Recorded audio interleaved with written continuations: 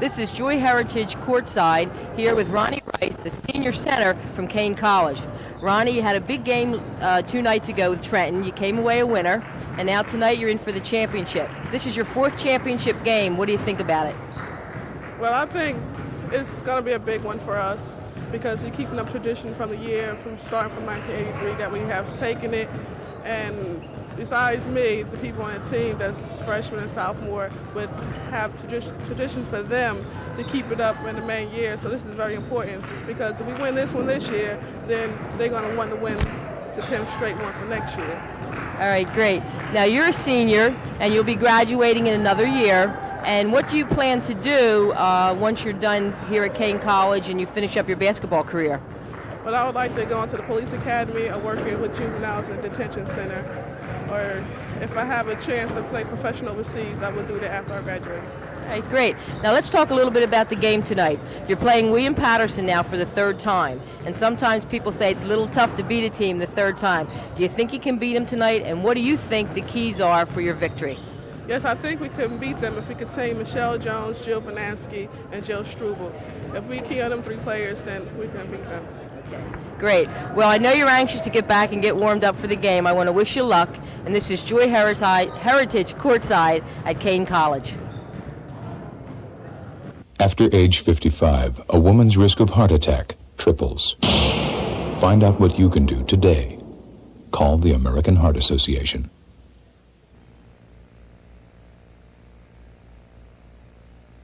This is Joy Heritage at courtside with Michelle Jones. Michelle is the senior guard from William Paterson College who was very instrumental in the big win the other night over Montclair. Michelle, feelings on that game? It was a really good game. We came off very high emotions right now. Hopefully we can carry it on till tonight. Okay, again, you're playing a team that you've already played at College and you've lost to them. But do you feel you can beat them tonight? And what does this game mean to you as a senior and as a possible chance to win the NJAC Championship? I think we can beat them. It's always hard to beat a team 3 times. And this means a lot to me. This is the first time that we're ever here, ever had a chance to win the championship for the team and myself.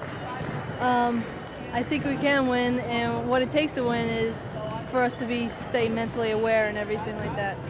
Your team was very intense the other night, probably the most intense you've been all year according to your coach. But what do you think it'll take for you to win tonight? I mean, what do you think are the keys? Stay mentally aware, not make too many mistakes, capitalize on their mistakes, and to slow up the tempo of the game and stay intense throughout the game.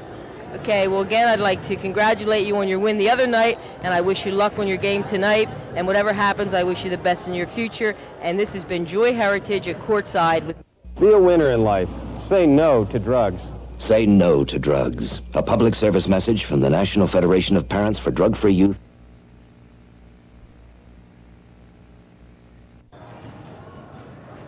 Good evening. I'm here courtside with Coach Rich Wilson of the Lady Cougars. Coach, first of all, congratulations on making it to the championship game of the NJAC. A little bit surprising with a young team. Yeah, you know, when the season started, we're kind of sizing ourselves up against the other teams in the conference, and we didn't think we were going to be that strong. We had some sophomores who were going to start with Rebecca Greer and Kathy Hayden, some juniors with Alice Reagan, and with only 2 seniors, Veronica Rice and Kelly Whalen.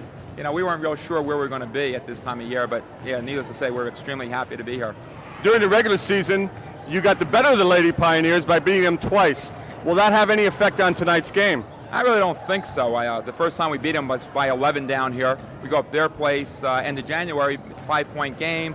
They come out all man-to-man defense against us, played us real close, so I think they've got a lot of confidence. One thing probably going in our favor is that Paterson hasn't played well in our gym this year, or actually history-wise shows that. So we're probably kind of happy that it's on our floor. Michelle Jones is a great player. Anything special tonight? Well, we just have to find a way to stop her. You know, the other night, 31 out of 53, that's a heck of an average. So what we've got to do is try to slow her down a little bit. So we're going to be trying to throw some people at her, try to deny her the ball a little bit harder, maybe shoot a double team at her once in a while. One aspect of tonight's game that really concerns you? I think the aspect that I'm most concerned about is that we've got to get our transition game going. You know, if we're playing good defense, we're out in the passing lanes, we're going to get the ball out on the break, we're going to get some easy shots, and I think that's what we have to do to win. Coach, best luck, and I hope your team plays to your expectations. Thanks, John. We'll be right back after these messages.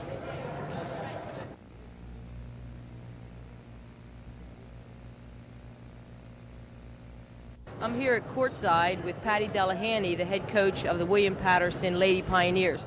Patty, congratulations on a great win the other night over Montclair. It's the first time you beat them this year, and I'm sure for you it had to be a very rewarding victory. It was a great win for our program. We mentally, the first 2 times we played them, we took ourselves out, and everything went perfect for us during the week. We prepared the best way possible for them. Everything was in place, and my team just played a great game. Well, you know, tonight, this is what the season's all about. You prepare your team for this, and you're in the championship game tonight against Kean College. This is the first time you or your team's ever been in a championship game, is that right? Yes, it is. It's been a real long road for us. Every year we've improved a little bit. We've gone a step further, as I told the team, and this year we've taken a big step. The fact that we're in the final, we're real happy to be here. But I know me and I know my team, we're not content just to be here. We want to win it all. Well, you know, a lot of people say Michelle is your team, and Michelle has done an excellent job. I don't think anybody would say anything other than that. But what do you think is the key with your other players for you to win the game tonight? Well, first of all, they have to take some pressure off Michelle. Michelle has been, like you said, been doing it all. And again, I'm not concerned about Michelle. I'm concerned about my other 4 players on the floor with her. They've got to handle the ball. They've got to do a little bit of scoring. They've got to go to the foul line, too, with Michelle. And we have to have a total team effort tonight to win. Well, I understand your sister Mary is the assistant coach for Kean College, and how's this affecting the family? What's Mom and Dad going to do? Well, I hope they're rooting for us. We've never beaten Kean in my 5 years. But Mary did say to me yesterday that no matter what, she's going to be happy, regardless of the outcome. So, no, it's going to be very interesting. And you know, when the ball gets tossed up, I think, I hope my mother's rooting for us. I don't know, though. Well, you've done a great job this year with your team, and again, congratulations on getting this far. I wish you the best of luck tonight, and I know hopefully you'll be able to get a bid to the NCAA championship this year. Thank you very much. After age 55, a woman's risk of heart attack triples. Find out what you can do today. Call the American Heart Association. Good evening and welcome back to D'Angola Gym on the campus of Kean College, and tonight it's the ladies' turn. We have the Kean Lady Cougars versus the William Paterson Lady Pioneers. This is Bob Lebline with John Adams and Joy Heritage, our Hall of Famers, and don't forget it, from Glassboro State. Joy, we get a different look, different matchup. Let's hear a little bit about one of these teams. William Paterson's coming in tonight on a big emotional high after beating Montclair. Offensively tonight, I think we can look for their flex offense. They have an offense that runs a lot of screens on the baseline. It's a motion offense, but I think the key is Michelle Jones is not taking as many outside shots as she used to. She's starting to drive to the hoop, draw the foul, and she's like 57 for 64 from the foul line in the last few games. So a whole new look from Michelle Jones. Defensively, though, they're running a 3-2 matchup, which was very effective for them the other night against Montclair. Patty wants to use it again. She hopes to give a little bit of a full court press after a made foul shot. Sometimes she's going to throw in a half court press. One of the keys for them is Jill Struble. She's a great player. Her stats from the game the night before don't show the job she did defensively for them. And I think they need a big game out of her tonight. They're well balanced in the area of rebounds, and so I don't think there's any one player that really will take over there, but they need a big game from Jill. I think the intensity level is high. Patty feels they need to come out with the same intensity that they did against Montclair. We should have a great ball game, and I'm not going to predict. John, on the other side of the court, the Lady Cougars 23-2, top seed in the tourney, just like their predecessors last night. The Cougar men come away with a conference championship. This would be something if they could take 2 of them. Lady Cougars are definitely contrasting style. It's transition, transition, transition. Coach Rich Wilson wants to run the floor. They will take the quick shot, whether it be the 2-point or the 3-point shot. During the course of the season, they took over 300 more shots than their competition. Offensively, they will run the flex, which will be interesting because if both teams run it, both teams know how to defense it. And also against the zone, he'll run a 1-3-1, kind of a baseline motion set, perhaps against that 3-2 setup. Defensively, no contrast at all. The Lady Cougars will play aggressive man-to-man all over the floor. As a matter of fact, Rich Wilson had told me that the Lady Cougars have only played less than 10 minutes of zone the entire season. Key matchup, obviously, Michelle Jones for the Lady Pioneers, but an interesting situation for Kean. Rebecca Greer, an early starter, and probably still should be starting, has been substituted to the sixth-man role because Coach Wilson felt that her coming into the game really gives them a lift. One concern of the Lady Cougars is rebounding strength. They have been out-rebounded by opponents all year. John, we expect another good one. The Cougars are on a roll. They've been on top of the conference all season long. They've been trying to catch them. The Pioneers last year make it to the playoffs. This year they got a chance to reach the pinnacle. Both teams got to be ready to play. We're expecting a monster, so stay with us. We'll be back with the tip-off and the starting lineups right after this.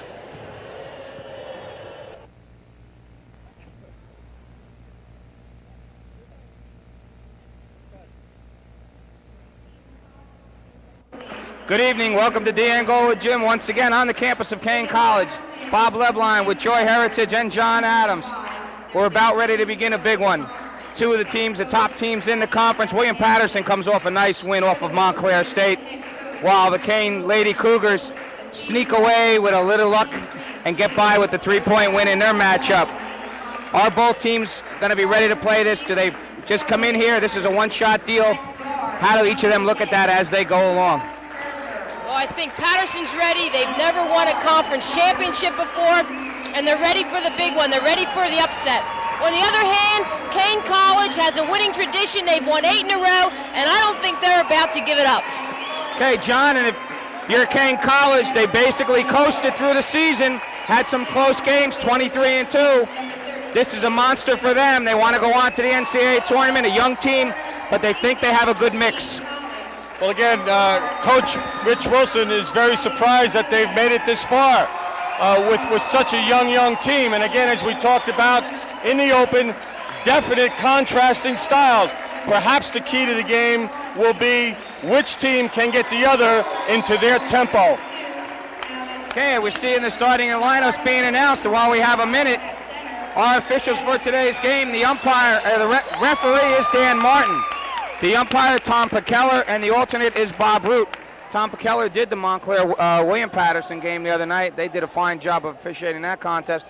So, and I know Dan Martin, considered one of the best ones around, has done NCAA and Division I games. So we're going to see a good one, hopefully on the officials' end of the court too. Okay, Joy, if we got to look at this, what goes through the minds of most of the coaches, and more so, since John and I are mostly involved with the men, what goes with the psyche of the lady players now in this one? Do they come out here, is this a one-shot? Do they play for that first 5-minute control just like everybody else, or is it a matter of establishing tempo? Well, I think it depends on the philosophy of the coach. Right now, I think Patty wants to come out. Patty wants to get out to a big start. She wants to jump out quick, and she wants to get the tempo going the way she likes it, which is she's a good half-court team. On the other hand, Kean, they want to run, and so Rich is going to try to do the same thing. So it's going to be interesting to see which team gets control in these first few minutes. And now we have another difference again. The ladies play with a 30-second clock, so that is good for Kean because no one's going to be able to hold the ball for any time on them, and they're going to turn it right back. Bob, Kean will not need the 30-second clock. They will push the ball up and down the floor, and the shot will be up between 12 and 18 seconds. Well, we can save a lot of electricity for half the game then. We're about ready to go. Dan Martin to throw the jump, controlled by the Lady Cougars. That was Veronica Rice, number 11. Number 12, Denise Dickton. 22, Alice Regan. 23, Kelly Whalen. And the final starter, number 31, Dawn Dickton. Kean running their offense. Good move inside. It won't go. And there's a rebound. Off to number 24 of WPC. That's Vanessa Lenore. The go-to person and main ball handler, that Michelle Jones, 15. Kerber, number 10, Teresa Kerber. 33, Jill Struble, and number 12, Janine Chan Lee, and that's the same unit that started the other night. Bob, Dawn Dickton has the perhaps insurmountable job of guarding Michelle Jones. And first offensive rebound and defensive rebound go to the Lady Pioneers. And here we see their stack offense, and they get nice inside feed. Great block by Ronnie Rice. And you can see Kean just wants the ball up the court. Here they come. Whalen gets it to the corner. Alice Regan, the short jumper won't go. Another rebound that time by Lenore. Looks like Ronnie Rice has pulled up lame a little bit. She's limping down the court there. Okay, let's see, and you can see it, Reagan, early in the game, Ronnie Rice, we saw her. She, great hustle by Michelle Jones after she loses it. Ronnie Rice was laying up here in the bleachers for about 45 minutes, icing her left leg prior to the game, so you can see she's hobbled already, and something like that could be a major loss. Coach Delahante, last time down, went to that double stack, the effective offense that upset the Lady Hawks of Montclair. And as much as their offense helped, we saw that the defense of William Paterson really may have been the deciding factor. They kept scoring machine Kim Wilson out of the game completely throughout. Good defense there by Michelle Jones. The long jumper goes way over the rim. Jones has the rebound. The miss was by Kelly Whalen, and whatever way Michelle Jones trains, Joy, we better find a way to get everybody to do it. There's Jill Struble. Our first bucket, it took 2 minutes. Michelle Jones is going to have to recognize some type of half-court trap. They will send two girls at her, make her give up the basketball. Good defensive strategy. The question will be whether the Lady Pioneers can adjust to that and change their offensive scheme. Rice goes baseline, gets her own rebound, and won't get it to roll. Rebound pulled off by Struble, and the Lady Pioneers on the move. That's Kerber running the point now. Kerber usually will take the ball on occasion and just give Michelle Jones a break. Struble, short jumper, won't go. Good rebound by Dawn Dicton that time. And stay with us. We have two sisters, Dawn and Denise Dicton. Denise, number 12. Kelly Whalen with the ball in the corner. Good baseline move. She got to kick it out, though, on that one. First foul of the game called on Teresa Kerber, number 10 of William Paterson. Denise Dicton made a great baseline move and then looked for her partner to roll down the lane. And again, it's a little bit of jitters, as we can see here. Both teams feeling their way. Great steal by Michelle Jones, and she's everywhere already.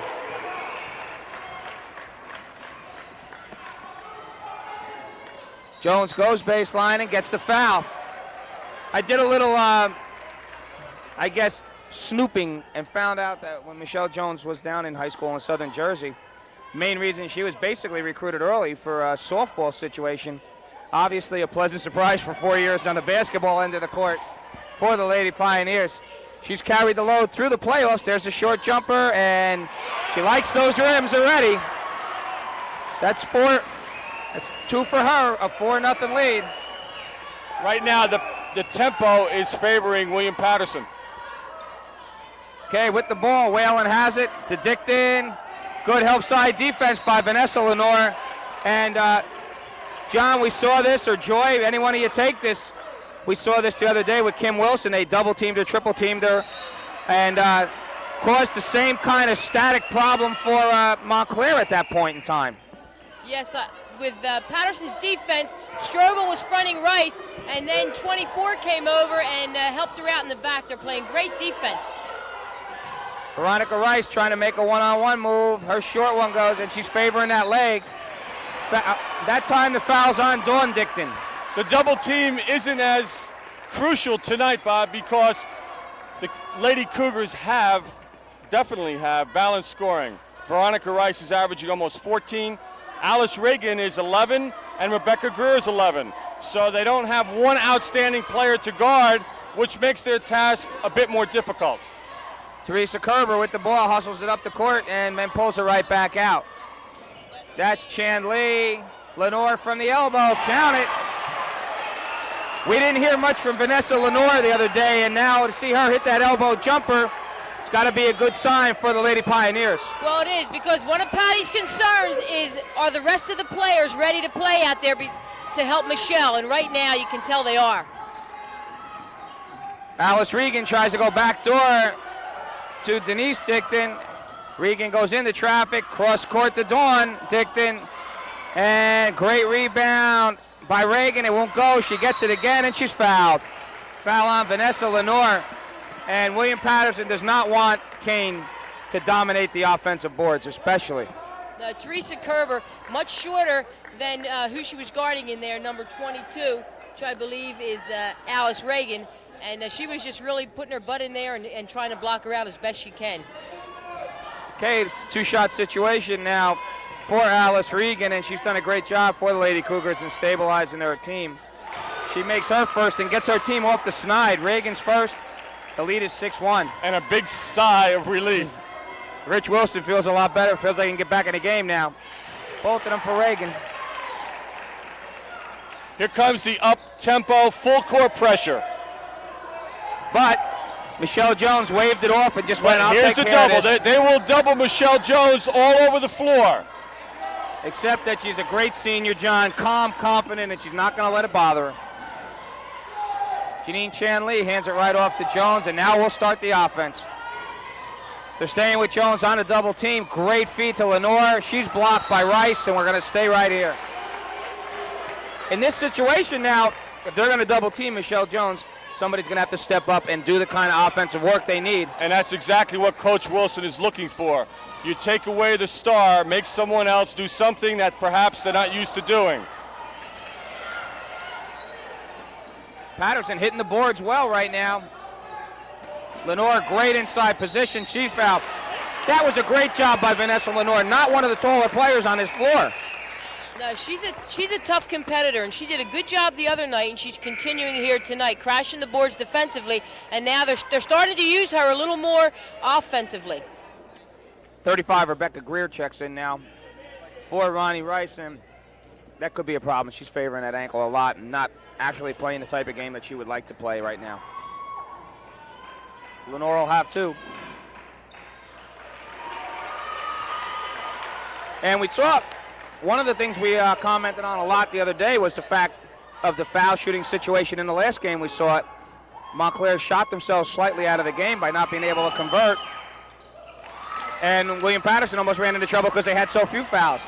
Lenore can't find a net on either one. It's 6-2. William Paterson on top, 14:40 left in the first half. Bob Lebline, Joy Heritage, and Coach John Adams. We're at the Angola Gym on the Kean College campus. And it's turned over again, and good move by Coach Delahante.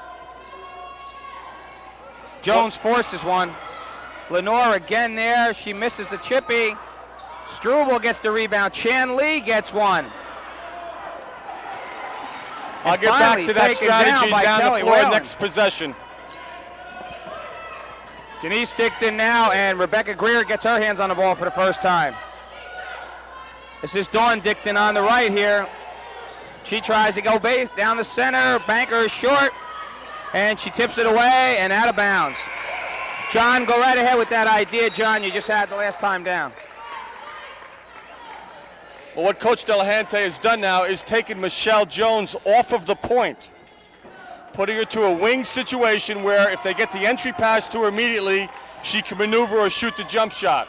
Ball's back in her hands right now, though. I guess they'll just change that strategy back and forth.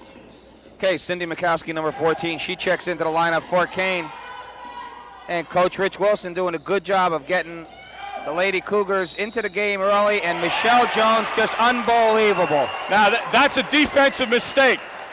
Once Michelle Jones gives the ball up, what happened in that sequence was her defender turned the head, looked at the ball. Michelle found an open spot on the floor, received it back, and scored. The best thing to do is when she gives the ball up, face guard her, deny her, become a mirror image. But John, in a way, you got to say that it gets to be a little tough to do something that's not in the scheme of what you've done throughout the year. 25 games for Kean, probably without not giving the respect that Michelle Jones deserves. Away, a long three, and count it. Downtown. Deep down, that was downtown Plainfield. 23, Kelly Whalen gets her team right back in it. 9-5, Kean trails. We're approaching 13 minutes. There's the double team pressure. And thrown away by the Lady Pioneers. This is what Kean does so well defensively. Kelly Whalen's one of the catalysts behind this defense. John, is this the answer to the dunk? The bomb from down? She might have sat with us and made one later on. Well, we did the men's game last night, and no one shot it from that distance. NBA range. Deeper. Rebecca Greer misses, and the Pioneers come up with it. Amazing the ability Michelle Jones has to find the smallest gap and go. If we probably check back in her lineage, Moses may well be in that, because he parted the Red Sea. Michelle has found ways to part everything that's happened this week. What the Lady Cougars need to do is fan her, a defensive principle. Fan her to the outside. Do not allow her to go down the middle, which we call a funnel type of situation. Struble with a great entry pass. Struble misses the chippy. And out of bounds, Mikowski steps out of bounds. And the ability of Michelle Jones to go inside has already, with 12:39 to go, given Kean 5 team fouls. Something that hurt Montclair the other day too. So Paterson seems to be dictating some style of their own in this game. Struble with great post up on Greer as Michelle Jones goes one-on-one.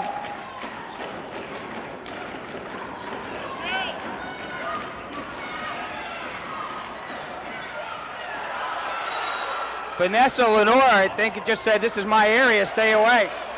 If she can put one in the basket, they've had a lot of trouble early shooting the putbacks right now. I've noticed the last few times down the floor also, Paterson's being able to get the ball low to people like Vanessa and Jill, and they're just missing those easy layups. Okay, 6-team foul on the Lady Cougars, and they're in trouble if they're not careful.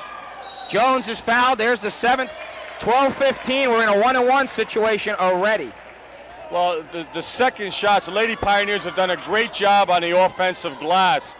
Both teams, ironically, and both coaches, all year have struggled with the rebound.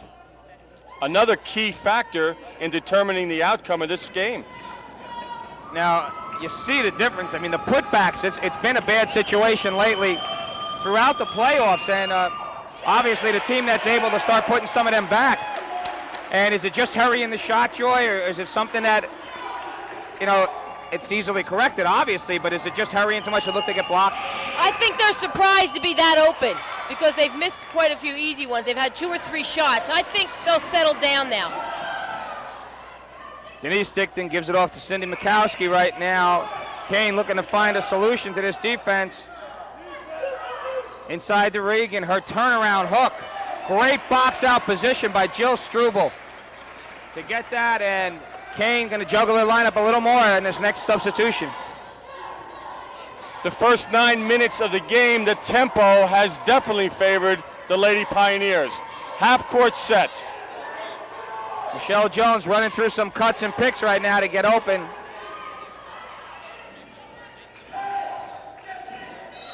And she got caught that time. She had an idea, just didn't know where to go with it.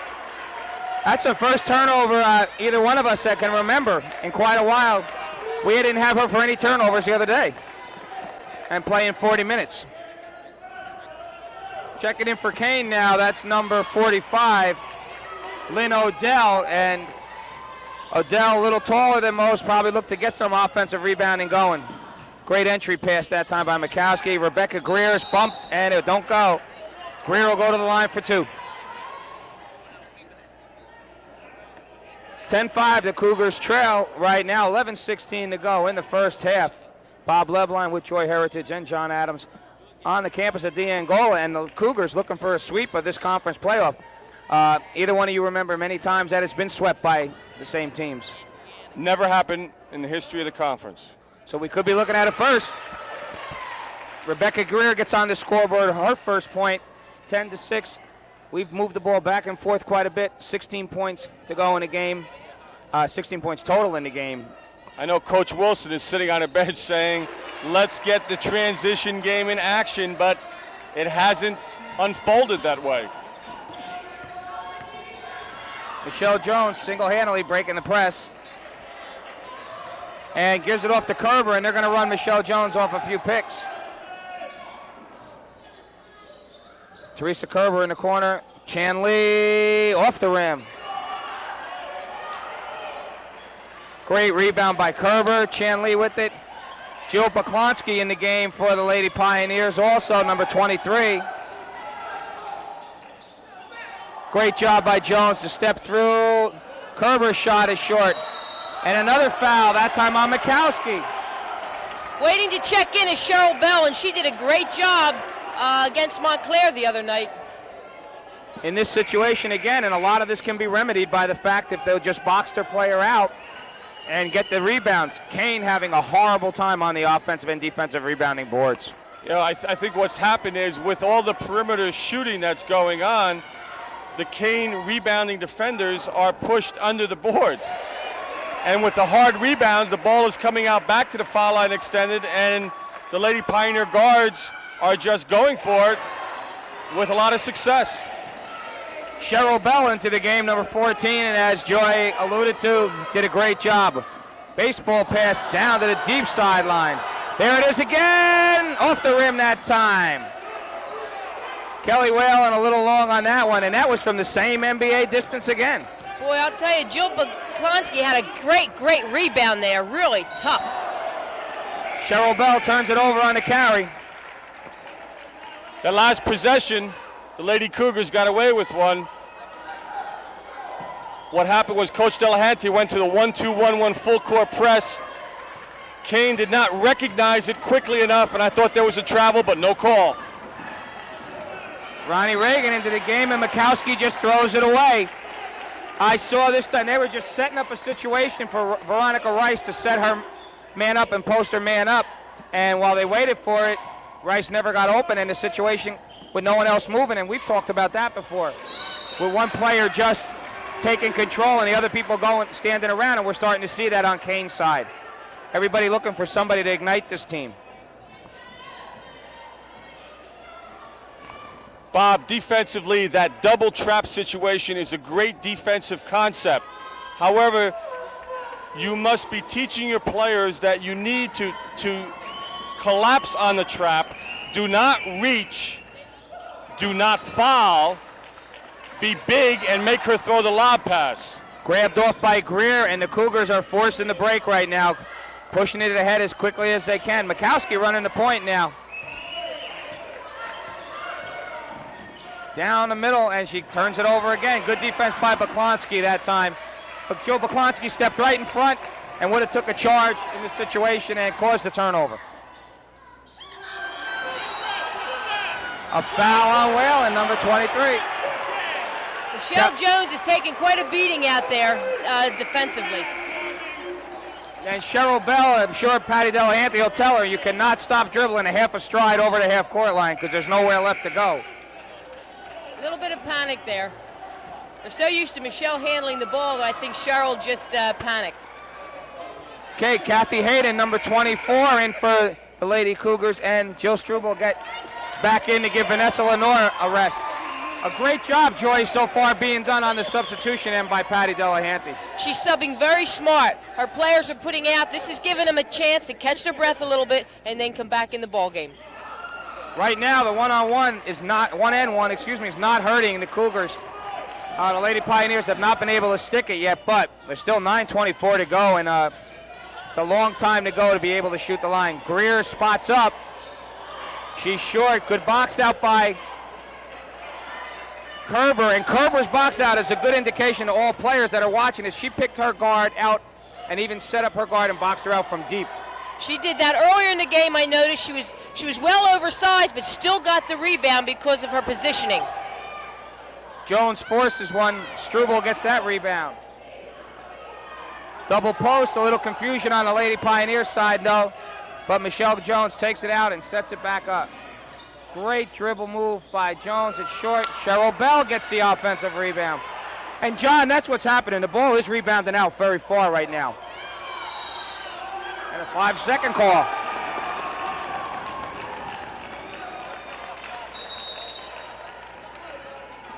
Timeout by the Lady Cougars. So with 8:36 to go in the first half, and the Lady Pioneers leading the Kean Lady Cougars 12-7. We'll take a break and be right back after this.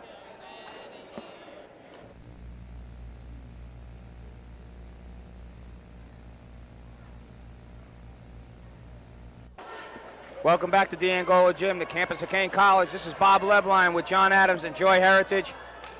2/3 of the way through, just about, of the first half. Joy, any comments, any things you see that could change the situation for the Cougars right now? Well, I think with Kelly Whelan sitting on the bench with 3 personal fouls, that's a key because she is tough and aggressive defensively, and I think she could have handled Michelle Jones better than Kathy Hayden at this point. Okay, once again, that's the Lady Pioneers starting to run their offense, working predominantly left side of their offense right now. Jones working hard on the offensive end to run this show for the Lady Pioneers. 12-7, they're up. And Cheryl Beltos, and defense is starting to come into effect here. Both teams are playing excellent defense. I was just going to allude to that point that really, offensively, neither team has really gotten into a great offensive flow. That's Janine Chan-Lee. She checks back in. Janine. And there's a thrown away pass. It's too much thinking going on here. It's not a natural thing. Veronica Rice looks across, sees the open, then passes. And that time Joe Poklonsky got back to steal it. Chan-Lee looking over the defense. Jones getting bodied up quite a bit right now. Kean playing a physical brand of ball. Alice Reagan has been out of the game for a long time for the Lady Cougars, and she was, I thought, the one person that had some offensive spark to begin this contest. Long jumper goes off the back rim. Veronica Rice forces one. It won't go. Chan-Lee, and we've seen a difference in this girl since the other night. Yeah, Chan-Lee didn't get much playing time the other night, but I think she's doing a good job today. Great move by Jones. Her dish goes awry. No movement, John, and we talked about this before and many times throughout the game. Michelle Jones is creating one-on-one. Other players standing around. That time she drew a defender up to her, and the other girl didn't even move to the basket. Exactly. And you don't want that if you're the coach. No question about that. Thrown away again. Big stat. Lady Cougars have 17 fouls, which means William Paterson will go to the line for the rest of this half. And they only have committed 3 teams, so they can extend the lead based on the foul situation. Now we mentioned that if they can make them. Now there's a foul bump from behind on Kerber. Patty Delahanty is all over referee Dan Martin right now. I think it was on the last play she disagreed with something that happened, so we'll continue to watch that battle back and forth. Patty's into her game plan now. She's on the officials. And she has a great time doing it. Good inside move that time, and she walked. You know, she got herself into trouble, pulled up her dribble without a thought what she was going to do with the ball. Seems like that's what's happening with Kean right now offensively. They're not into the flow of their offense. They're thinking too much, and they're not really alert for some of the open people out there. That was Lynn Odell, a call for the traveling out of Woodbury High School of New Jersey. Michelle Jones once again with the ball. Forces the jumper from the foul line, and there's another foul. That time over the back on Poklonsky. Bob, I've been watching Michelle Jones now for the last 2 games very close. If you watch her jump shot, she pulls an NBA move. She shoots it and leans to the basket. Not surprising if she's going to be called for some offensive fouls with that particular maneuver. She's gotten away with it so far. Greer in the corner. She forces one short. Great return layup. Number 22, Alice Regan, finally puts one back. 4 points for Regan. The lead is 9. And the Pioneers getting to push the ball up the court. And extended man-to-man pressure once again. Poklonsky goes in, and there, it's off her. Good knock away that time by Alice Regan on the play. That was a good, strong offensive move by Jill. Okay, the out-of-bounds set up here for William Paterson. Tipped away and saved by Michelle Jones. Michelle Jones has had to create throughout the game. She gets set for her jumper, and that's good. There's that move John was talking about. She leaned in, got away with it, and still scored. Kean forcing the break. Hayden goes to the basket. She can't get it to go. Jump ball situation. Kean trying to find some fire in there. Kathy Hayden is all fired up trying to get her teammates going in this situation, and right now Kean just doesn't have that spark that they usually show to move the ball. Be out of bounds to the Lady Pioneers. They lead 14-9, 5:40 to go in the first half. We're at Kean College. Bob Lebline, Joy Heritage, and John Adams. There's a good trap by Kean, stolen by Greer. There's that trap that we were talking about earlier.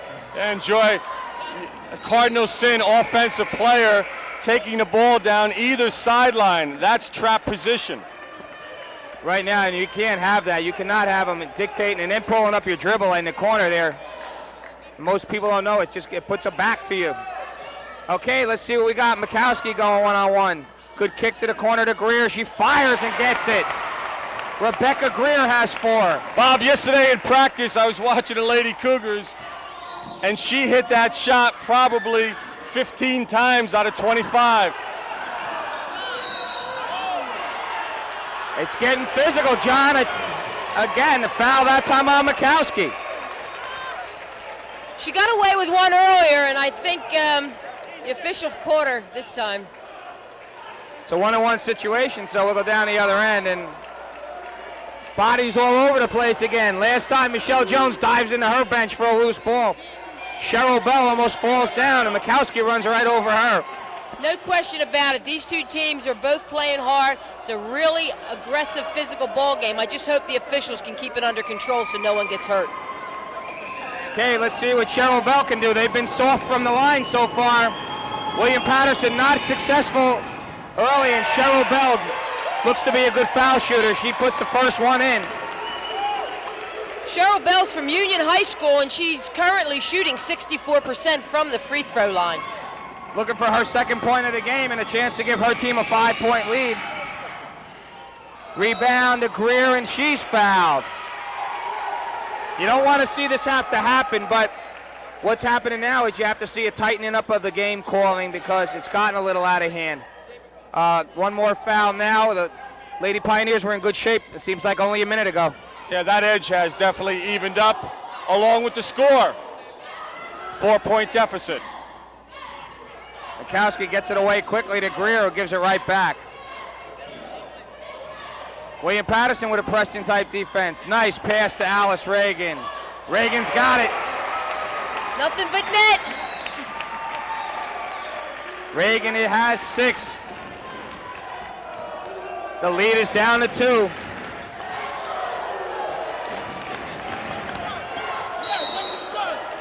Michelle Jones may spend the night in the hospital after this one.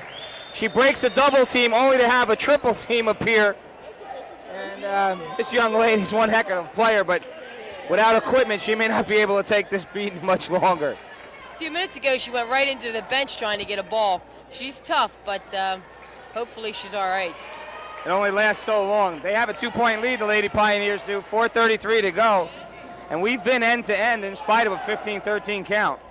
Bob, to have that double team, you're taking a chance defensively, but to call for a triple team, boy, you're leaving your back end really stranded. Well, it seems like they're just trying to take away enough of it so she can't see the back end. The big girl came up that time who fouled her. That was 45. Lynn Odell. Count both of them. Jones has 10. The lead is back to 4. Cheryl Bell working hard defense. Good trap spot. A block and a good call that time by the official. Now we shoot at both sides. And you can tell by the intensity that the championship is at stake right now. The Lady Pioneers have done a good job staying in it rather than coming out. Both teams came out, it seems to me, intent on winning this game rather than just coming out and playing it and see what happens. Like we said, some teams don't come out to win. Some teams are just very happy to be here, but neither team looks that way. They look like they want to win this contest. Both teams, again, Joy, struggling a little bit on a half-court set. It's now the time in the bonus situation to make the penetrating move, create something, make the defense play or perhaps foul you and go to the free throw line for the easy one. Yes, both teams have gotten a little sloppy, and their transition game is not working for them, and they're not being patient on their half-court offense.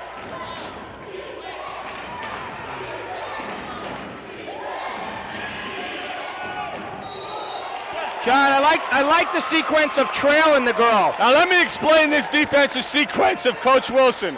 Great concept. He will let one girl go free. Any place on the court, make her own judgment, double team, come back to the ball, flick from behind, and it's a great defensive concept which rattles the offensive sequences. Once they see it looks good, they turn around and there's the defender right behind them. A chance to tie or take the lead for the first time for the Cougars. Greer from three, off the back of the rim. Good rebound by Michelle Jones on the long. And Michelle Jones back in control of the ball. Kathy Hayden sticking with her right away.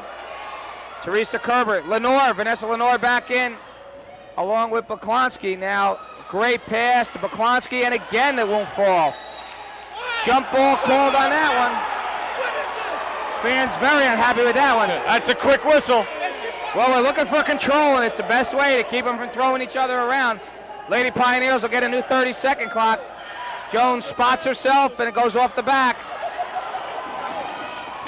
Mikowski wheeling and dealing. Kathy Hayden. Great pass. Greer, that was a good sequence of, and count it. Rebecca Greer has 6. We're tied with 3:30 to go. Rebecca Greer has played a great game. That was a great spin dribble at half court, seeing her partner ahead of her, and then the cross-court pass. Great sequence. You like to see that in the game.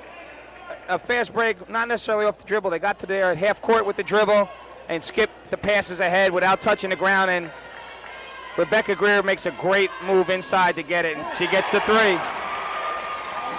Greer has 7, and the Lady Cougars have their first lead of the game with 3:30 to go in the half. Just as we saw the Lady Pioneers methodically come back into the game against Montclair, the Cougars are doing the same thing this evening.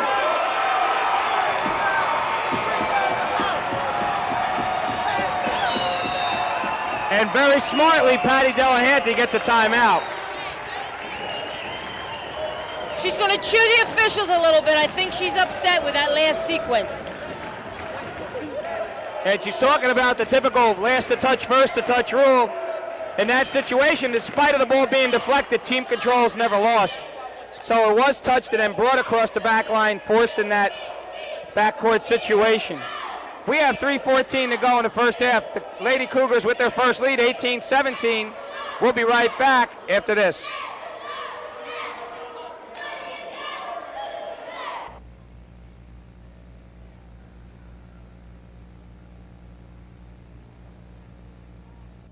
Welcome back to Kean College. Bob Loveline, Joy Heritage, and John Adams.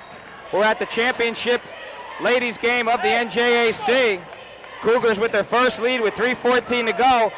And the Lady Pioneers just used a timeout to try to get back in it. The 3 is long by Mikowski. Odell rebounds.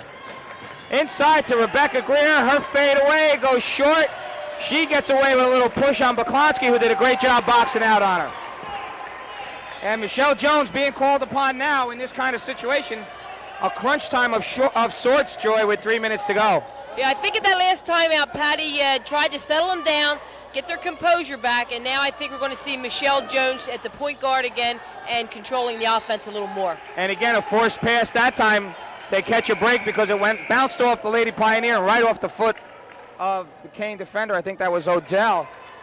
Struble comes back in for Baklonsky.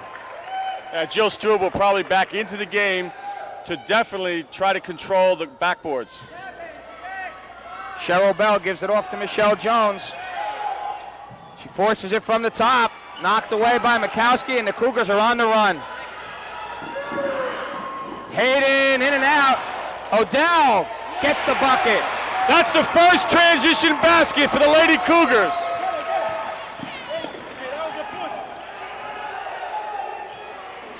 Good look that time. Lenore's shot is deflected away. Cougars look to run again. I guess the book for both the men and the women reads the same. Get it out and let's get going. A travel. Mikowski's done a good job engineering the break right now. She is getting the ball up court irrelevant of what goes on. Yeah, she stepped in nicely, and has the team really running now, and that's made a difference in the last few minutes. Pioneers down 3, look to get back in this. There's 1:57 to go in the first half. We're at Kean College. The Lady Cougars trying to go from start to finish as the top team in the conference. Almost stolen by Alice Regan that time. And the Pioneers just looking to get settled and get a shot off. Deep corner jumper, Cheryl Bell. She knocks it away, but she's called for the foul. And the Lady Pioneers right now are starting to show signs of becoming I was unraveled. just going to make the comment, it would be a great sequence for Kean to keep the ball out of Michelle Jones' hands on that particular possession. They did, and you can see that, you know, with their heart and soul to get the ball and to stay in it, they get a little frazzled at the ends, and it's going to cost them if they're not careful. Cindy Mikowski gets a 1-on-1. She has 2, both from the line already. Nice form on that, and a great foul shooter, obviously. Mikowski has 3, the lead is 4. Kean has definitely relaxed on both ends of the floor in the past 4 minutes, and that's how they're really taking the lead. Well, I think relaxing to them is getting out on the court and running as fast as they can. Count both of those for Mikowski. She has 4, all from the line. The lead balloons to 5, and Kerber tries to get it over the court and does. There's the trap. Stolen again. Paterson's got to keep the ball out of the corners. They're going sideline, it's just hurting them. Rebecca Greer, count it. 2-point field goal, Rebecca Greer. She has 9, a 7-point lead for the Lady Cougars.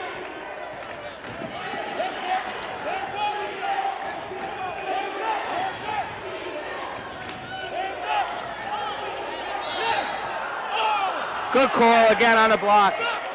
I guess they can get her either way. They can knock her out of this game or try to get her to foul out. Alice Regan is called for the foul, her second. There's a lot of talking and a lot of after-foul pushing going on. And you know, John, it's allowed by the coaches. We always emphasize this. That's why they get paid to do it. The players stay on the court, play the game, and let it go. That's why the coaches are allowed to yell. The referee that time just told both teams, it's not your business to argue, it's your business to play. Let's get this going, and we're going to see what we can do with it. 1-1 for Michelle Jones. Count it. She has 11. The lead is 6 for the Cougars. Under a minute, 53 seconds to go in this first half for the championship of the NJAC ladies. Jones has an easy, doesn't, and here's the break again. Whether it goes or not, they're forcing it. An alley-oop of sorts to Odell. It doesn't work. That was a good idea, but not at this time in the basketball game. Double teamed again. Michelle Jones fouled that time by Kathy Hayden, and again, they're putting themselves in horrible positions. Yeah, this might be the time where Coach Wilson should take the double team off, because they're starting to foul in that, and they're enabling the Lady Pioneers to cut into their lead from the free-throw line. Plus, some of these girls have done 19 minutes of full court pressure without a breather, so obviously they may need a little rest here, and reaching is sort of like resting. They're putting the ball in Michelle's hands. Michelle's taking it down, drawing the foul, and she's the wrong one to put on the line. She's the wrong one to go near half the time. Shooting 85% for the year. She misses the second after we give her all those accolades. A foul on Vanessa Lenore. And you hate to see this happen. You hate to see this happen. We are just walking back and forth. A tough call on that one right there. Again, by the officials, just to keep control, even with 42 seconds to go in the half. Vanessa Lenore's second foul, and the umpire, the referee just says it was a foul. What do you want me to tell you? Explain how it looks? 1-1 for Lynn Odell.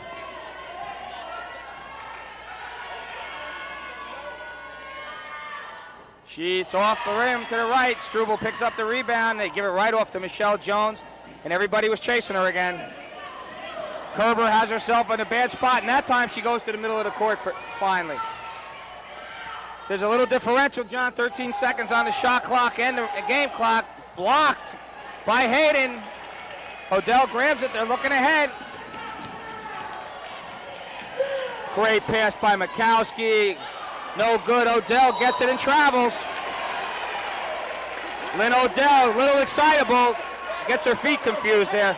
Cindy Mikowski's quite a ball handler. She's really got this team running now, and she can really penetrate and pass off, as she proved there.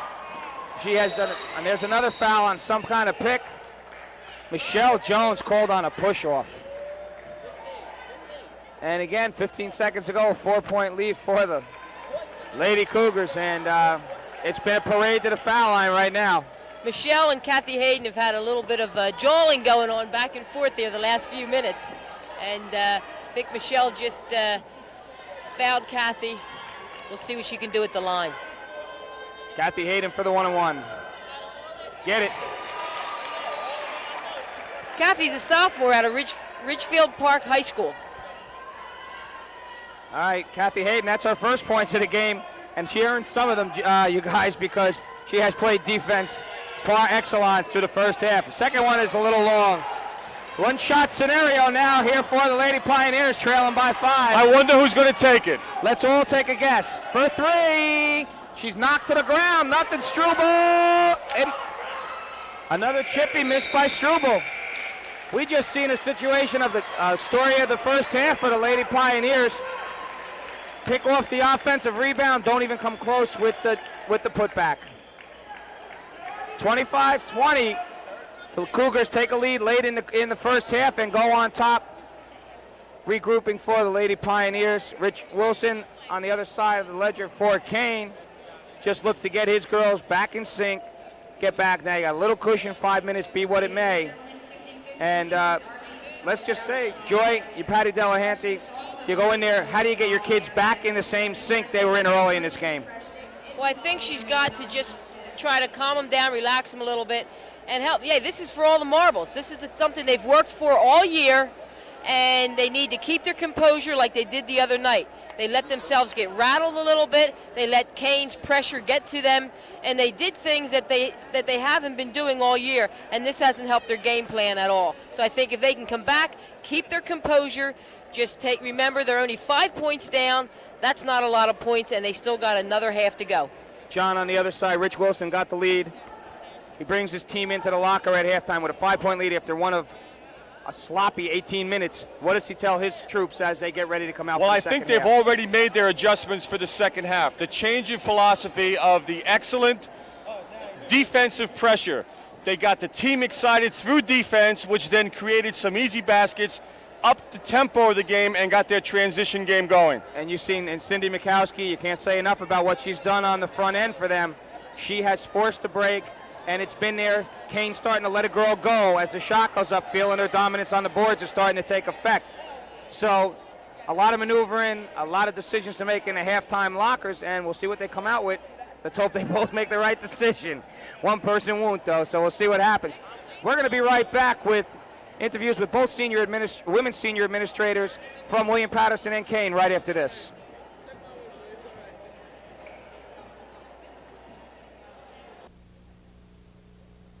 Hello, we're here at halftime with Senior Administrator Pat Hanisch, also Coach Extraordinaire, who has won herself 4 conference titles and 2 regional championships. But Pat, this is, as you say, the rubber match between you and Rich. Yeah, that's right. I won 4 championships when I was here in the conference. Rich has won 4 to date. So if he wins tonight, he'll take the lead, but it'll be permanent since I am retired. Congratulations, by the way, on your team again making it to the NJAC Championship. Thank you very much, John. I just want to put in a plug. We're doubly excited here because our men won their conference championship last night right here in our gym, and we're just hoping for a double, that the women can pull it off tonight, and that would be our 9th straight, and it's just an unprecedented thing, and so we got our fingers crossed. Not only basketball, but there has been other great teams here at Kean College since your tenure. That's right. Women's basketball has been pretty much a constant since I've been here, but just for example, this fall our men won the conference soccer title, our women went to the NCAA in soccer, our women's volleyball won the conference, so it's been a very good year. Last spring NJAC Championship went to the softball team. So we feel things are really going well. We're very happy with the state of the athletic program right now. Also, the institution is growing off the fields of competition. Absolutely. Even though there's a budget crunch, as you know, with the state and the budgets, we're presently negotiating for the town and campus hotel right on the corner, which will give us an additional 250 beds, which are sorely needed because we do have a long waiting list for on-campus housing. So we're very excited about that will be effective come this fall. Pat, thanks for spending some time with us, and I know who you're going to be rooting for in the second half. Absolutely. Thank you, John. We'll be right back after these messages.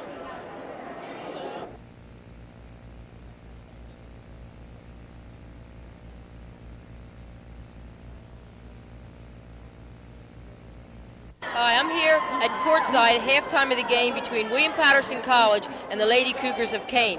Right with me is Sabrina Grant, the senior women administrator from William Paterson College. Sabrina, we spoke a little bit the other night in the semifinal game. Your team's here tonight in the championship game. What do you think of the first half, even though we know you're down by 5 points? Well, it was a very defensively well-played first half. Offensively, I think both teams were struggling a little bit. I think if we would have been a little more successful from the foul line, we could easily have the lead. But for us at Kean, this is probably the best start we've had. And we showed the other night that we have the ability to come back. I think we'll see a good second half. I think for a little bit there, your teams seemed to lose their composure a little bit, and that's one of the things that helped them with the win the other night. You think Patty's telling them to settle down a little bit, relax, come out there? They got another whole half to go. I would hope so. Kean plays a great pressure defense, and they have a great trap, and we've had problems with it in the past. We worked hard yesterday. Patty did a lot of drills, but I think they're a little tight right now, and when Kean scores and then they put the pressure on you, it's a little tough, but hopefully we'll adjust to it at halftime and come back and do a better job in the second half. Let's talk a little bit about the women's division of the New Jersey Athletic Conference. There seems to be in the past years one or two teams that have seemed to dominate the conference, and now we see William Paterson here for the first time. Do you think there's been a lot of improvement in the women's division? I think it's gotten a lot more competitive in the past. It's been Kean and Montclair in the final game, I think, for the last 4 years.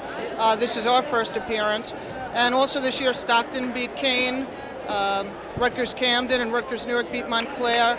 And it's nice to see the other teams are catching up. A couple of the teams still have a way to go, but I think it's leveling off and there's a lot of strength in the conference. Okay, why don't you give us a little bit of information about some of your other athletic programs at William Paterson? At William Paterson, we offer 8 sports for women and 7 for men. In the spring, we're looking forward to great success by both our baseball program and softball program. Last year, our softball program went to the regionals. They've improved tremendously with our full-time coach, Cindy Cavello. Our volleyball program has had a great tradition. We've had a coach, Sandy Fararella, with us for about 14 years. And as you know, continuity in a program really makes a big difference. So hopefully, once the winter season is done, our spring sports will pick right up where we left off. Okay, I'm here with Sabrina Grant from William Paterson. Sabrina, thank you for your time and good luck the second half with your team. Thanks, Jay. Do you know that 3 out of 4 who file a tax return get a refund from the IRS? Is that right? I didn't know that. It's really great news. It pays to file now. Okay, welcome back to D'Angola Gym on the campus of Kean College. This is Bob Lebline with Joy Heritage and John Adams. We're ready to start the second half of this NJAC Women's Finals. William Paterson, Kean College. Okay, let's get some of the stats now. Who's going to take it first? As far as the scoring is concerned for William Paterson, Jones is high scorer with 13 points, with Vanessa Lenore leading rebounder with 8. Over for the Lady Cougars from Kean, Greer leads the team with 9, and Reagan leads with 7 rebounds. Let's get back to the action, Bob, and we'll catch up on those halftime stats in a bit when we get a chance. First possession belongs to Kean. That's Dickton with the ball over in the corner. Back out to her sister, and they're looking for Rice inside. Reagan on top with the ball, tries to go down the lane, kicks it right back out. Ronnie Rice. Her move won't go. And a foul call on Jill Struble. Good rebound by Alice Regan. Let's get back to those numbers, John. Both teams really shot fairly poorly in the first half, but I don't think that's because they didn't have the shots or poor shot selection. I think it was the intense defense William Paterson 5 of 27. Lady Cougars 7 of 29. Rebounds were similar, 27-24. Fouls 11-14. And free throws, William Paterson 10 of 16 from the line, and Kean 10 of 11. Turnovers, William Paterson 14, Kean 11, a la 5-point differential. Stats match the score. Reagan makes them both. She has 8. The lead is 7, and a crucial period coming up for the Lady Pioneers. They're going to have to do something offensively to make sure that Kean doesn't get away with this. Forced layup by Michelle Jones, and here come the Lady Cougars. Ahead just gets by Kelly Whalen, number 24. Joy, let's go back to Michelle's shot. Very, very smart senior player. She saw two people coming to her. Instead of taking her regular shot, she scooped it, trying to draw the foul and the hand of the defender. She did that very well the other night. It's just unfortunate right now that shot's not falling for her, but she did it effectively against Montclair. She's trying to do the same thing here tonight. Struble is fouled from behind by Veronica Rice, and she'll get 2 tries now to try to get her team back to that 5-point deficit they had at the half. We approach 19 minutes to go. This is the finals. The winner will go on. The loser will hope they get a chance to go on in the NCAA tournament. 2 shots for Jill Struble. An interesting comment there, Bob. Right now, William Paterson is ranked 8th in the region. And you would think that whether they're first or second, they would get a bid. And right now, they're concerned if they don't win tonight, they may not get a bid. Except for one fact, Joy. They beat Montclair State, who was ranked number 4, so they have to move up. Some pressure now by the Lady Pioneers, and good job breaking that pressure by the Cougars. Well schooled by their coach, Rich Wilson. Across the Whalen, count it. Downtown, Kelly Whalen. Whalen has 5. That was just a layup for her that time. And as we alluded to in the first half, great layup by Lenore. Nice break by the Lady Pioneers, but getting back, Kean is doing what brought them back to the lead, defensive pressure. A 3, count it. Dawn Dicton, her first points of the game, and it's a 3. Ahead to Struble, she gives it to Michelle Jones, and there's a double, triple, whatever team. Cheryl Bell getting ready to report in. Chan Lee gets the layup. That's how you make pressure stop. That's right. Make it punish it. They're making the layups now, and they're breaking the press quite easily. Janine Chan Lee has 4 corner jumpers, an air ball by Dawn Dicton. Michelle Jones, covered by Dawn Dicton, gets right back into it. The double team trailing her. Good aggressive defensive effort right now by the Cougars. 6-point lead for the Lady Cougars. Michelle Jones forces one. Jill Struble rebound, good left-handed putback. Struble has 6, good use of both hands. That's where she's dearly needed. Whalen over to Dawn Dicton. Now that's Denise Dicton, number 12, with the ball. Into Veronica Rice. And we're going to get a hold in the key there on the move. That was a great post-up by Ronnie. Great move. Okay, it'll be underneath the cane. Each team has 1 team foul. 17:07 to go. Jill Blaklonsky comes in to replace Vanessa Lenore, and Michelle Bell in for Michelle Jones to give her a breather. Coach Delahante is not happy with Vanessa Lenore's defense. Whalen from downtown again. It's only a deuce, but she has 7. The lead is 6, 34-28. Off the foot is Cheryl Bell. This is a very crucial stretch with Michelle Jones out of the lineup. I'm sure Coach Wilson is going to turn up the pressure. Cheryl Bell was just trying to get the ball up the court at any pace right then. She was really not paying it. There's a little girl on the court here. Saved by her father, as usual. Cheryl Bell looks to get something moving here.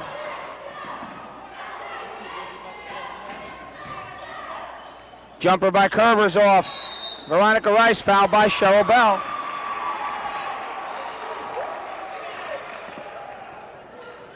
Again, no fluidity to the offense without Michelle Jones. Each person looking to do something, but really not very confident what they want to do.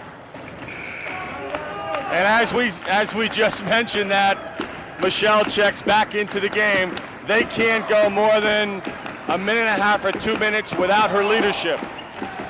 Okay, Denise Dickton with the ball. Over to her sister Dawn.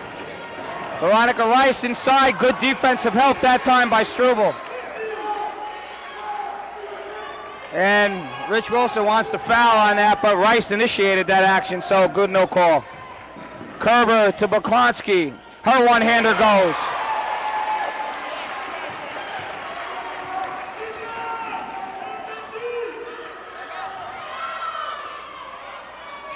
The corner to Dawn Dickton, count that one. Excellent ball movement.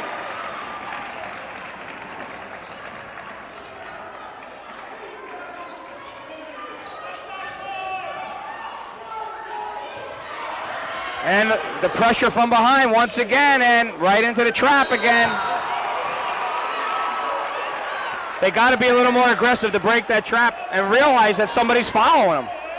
Most people hear footsteps, don't they? They know someone's coming. Yeah, but Janine did a great thing, which is what I'm sure was taught to her by the coach. You split the trap with your body. That's Kerber. It's good. Teresa Kerber has her first deuce. The lead is 4. We got a good one going now. 15-15 to go in the second half of the Ladies Championship game in the New Jersey Athletic Conference. We're at Kean College. Bob Lebline, Joy Heritage, and John Adams. Offense, back door. But 2 people tried to get through that door at the same time. Great banker by Dawn Dickton. She has 7, and the numbers are picking up. 38-32, the Lady Cougars on top. Baklonsky goes to the basket. Great move. Great move by Jill. Used body control, made sure Veronica Rice got over the top of her, then laid it up for the deuce.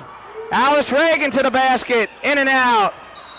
It goes over to the Lady Pioneers, a 4-point deficit. Jill Bakonski was a big factor in the Montclair upset. Right now, 14:27 to go. Coach Rich Wilson imploring his defense to get working. Kelly Whalen on Teresa Kerber. Kerber finds some room. Chan Lee, count it.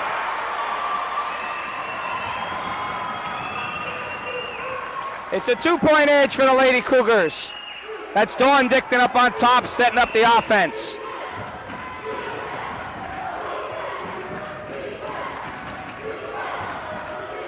Looks like Paterson's extended their defense a little bit. Reagan in the corner to Whalen. That's short. She comes off the ground to get her own rebound and puts it back. Kelly Whalen has 9. As you were alluding to, Joy, when you extend your defense, you really leave the open up for those offensive board opportunities. Great hands by Struble. She gets the roll. Great basket by Jill out of Kinnelon High School. Okay, here we go. A 2-point edge for the Lady Cougars. We got it going now. Full court, end-to-end action. Stolen away by Chan Lee. Paterson giving and she throws it away. Janine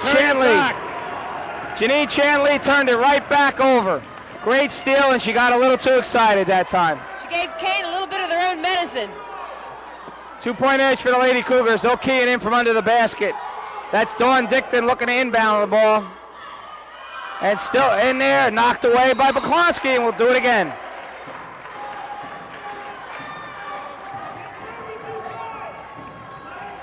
Again, first concern is just get it in.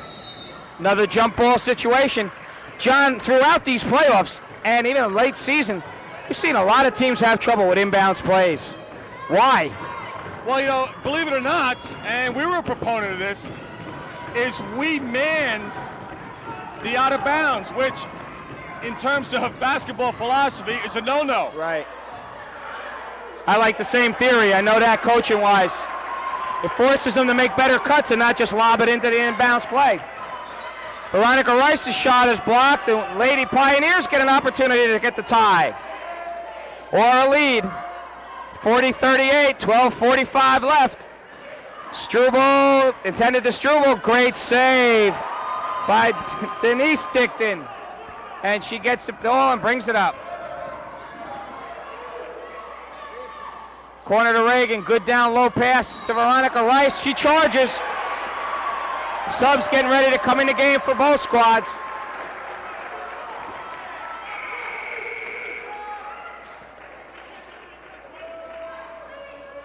Okay, into the game again. See, Vanessa Lenore gets in the game again. She comes back in. In for Kean, Rebecca Greer had a great first half, and Cindy Mikowski, the catalyst to that run in the first half. So let's see if the Cougars can turn it up and get the heat back on the Lady Pioneers.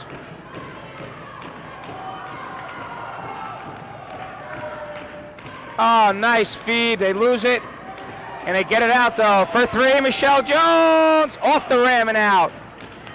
It's Mikowski with the rebound, and here's the running game. Knocked away by Lenore. The pace has definitely picked up. Alice Regan sets and misses it. Doesn't get the roll. Off to Kerber, and we're going down again. End-to-end basketball right now. This is Lady Cougar pace. And it helps the Cougars because they have the extra subs. They're a little bit deeper, and they're used to this pressure game. Struble around the key. Knocked away by Greer. Picked up by Mikowski. Dishes it ahead. Kathy Whalen is sandwiched from both sides. I guess the adage is if you're going to foul, foul. Well, we always say if they're going to foul, make sure the shot don't go out. We may need a new ball in action because they might have squashed that too when they got her between her. Struble out of the game. The third foul on number 10, Kerber on that one. 2 shots for Whalen, well deserved right now, that deuce. 40-38, the Lady Cougars on top.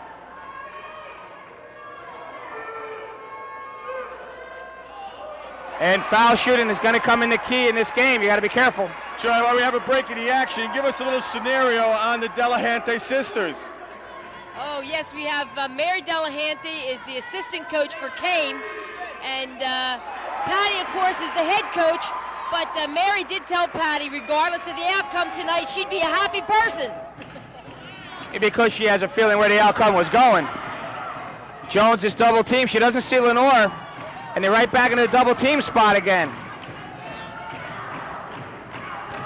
Okay, straight man-to-man right now by the Lady Cougars, up a deuce. Out to Michelle Jones, covered by Dawn Dickton for 3 on the banker. Rebounded by Rebecca Greer. That was one of the few forced shots I've seen Michelle take in John, the there last was 2 seconds on the shot clock, so she had to get it up. Mikowski trying to get the offense rolling. Dawn Dickton counted a deuce. Foot on the line.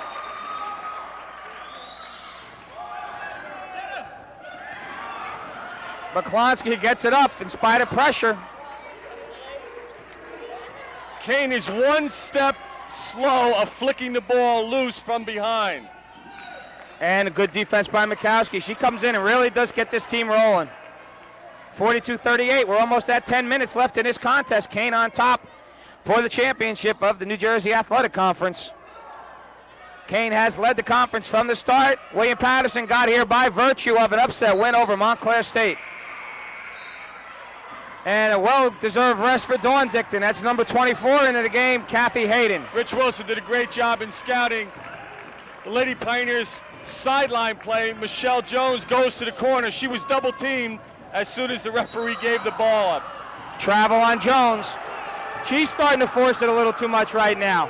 Yeah, Rich's game plan's work, and he wanted to take Michelle out of the game and force others to do things, and I think Michelle's just trying to a little too hard right now. Chance for a 6-point lead, or 7 even this time down.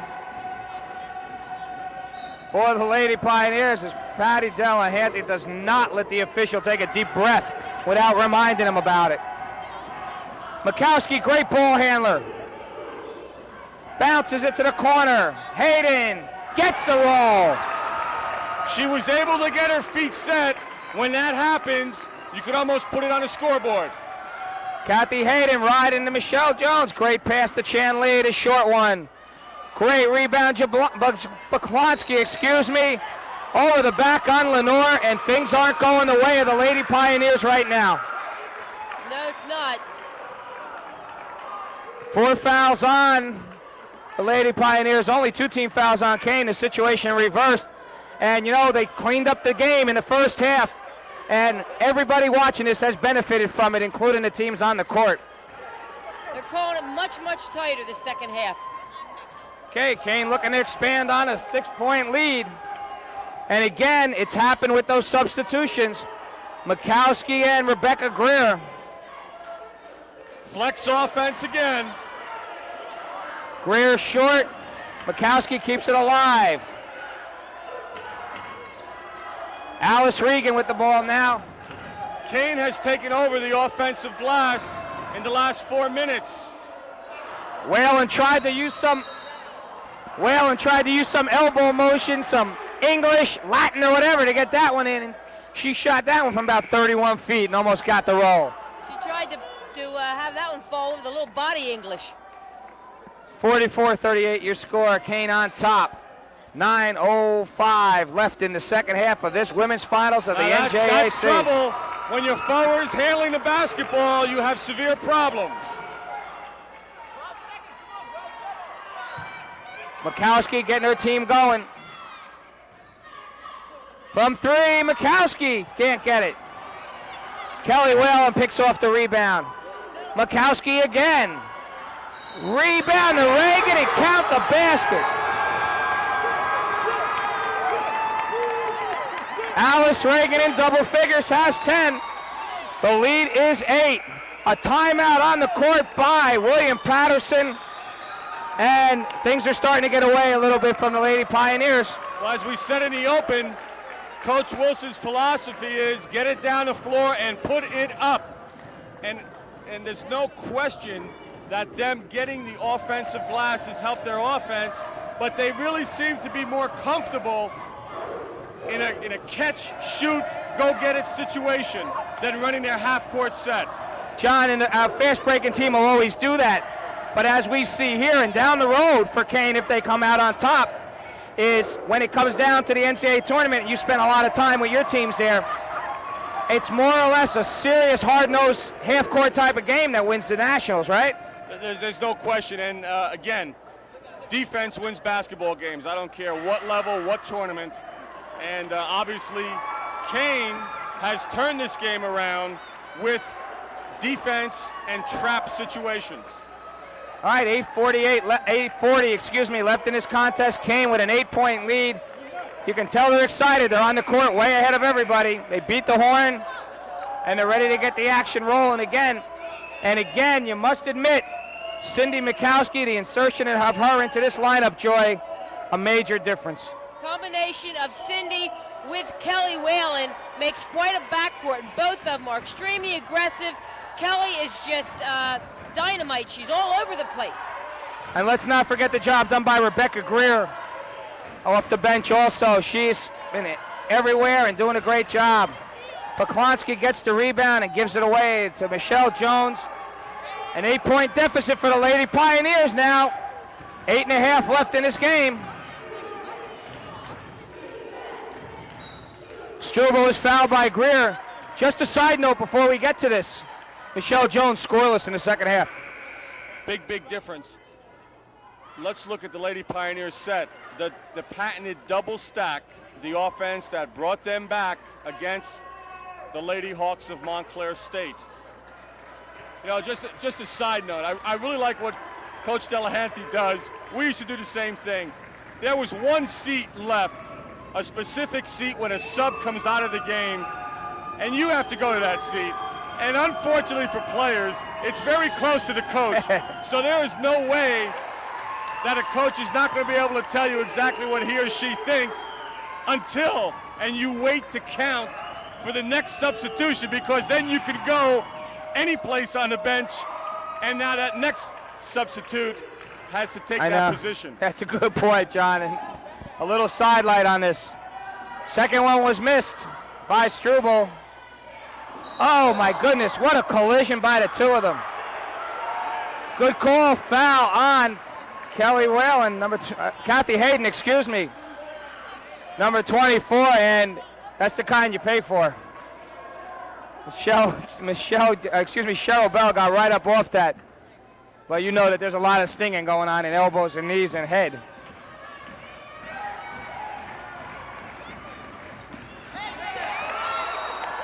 Good call by the official. Dan Martin, I thought right on that one. Rebecca Greer tried to get her feet straight right in front of us, and Michelle Jones looking to get something going. Bell from the elbow. Mikowski looking at all times to move the ball forward. That's 17 fouls on William Paterson. Now Kean will get a shot to go down the rest of the game with a one-on-one situation. That's also 5 on Cheryl Bell. Lady Pioneers need to set some type of guard screen to free Michelle Jones up, let her create, or at least give her some room to shoot the jump shot. Okay, as we said, 5 fouls on Cheryl Bell. She only has 1 point. And Joy, what does this mean to the lineup, to Patty Delahanty, to lose Cheryl Bell this quickly? Well, she has Lenore sitting on the bench as well, I think, with 4. She's gonna bring back into the game, looks like Sean Lee. And Sean Lee's a starter, but I don't think she's quite as quick as Cheryl, so they're gonna lose something there as far as quickness. But overall, I think Patterson's gotta keep the ball off the floor. They're trying to dribble it all the way down. They're being double teamed. They gotta get it down quicker if they wanna break this press. Also, Joy, Lady Pioneers over in the foul situation. If Kean is smart, they will take the ball to the basket and perhaps extend their lead. Okay, that's Whalen on defense right down the ball. Chanley Jones for 3. She's off the side of the rim. Chanley is blocked by Mikowski. Mikowski gets it ahead. Kathy Hayden gets the basket. You have to like it. You have to like that transition. One person takes off on the shot, and William Paterson not balanced defensively to cover that. Kerber's going to have to set something up. The lead is 9. She goes down the lane, is short. Struble, great left-handed putback. I think the pace of the game is starting to wear William Paterson down a little bit. Their last few shots have fallen short. Also, Kathy Hayden, number 24 for the Lady Cougars out of Richfield Park, is doing a great job on Michelle Jones. Straight face guard, Joy. Don't even be concerned where the basketball is. Great block that time by Struble to get the jump ball on Mikowski, who rebounded her own miss.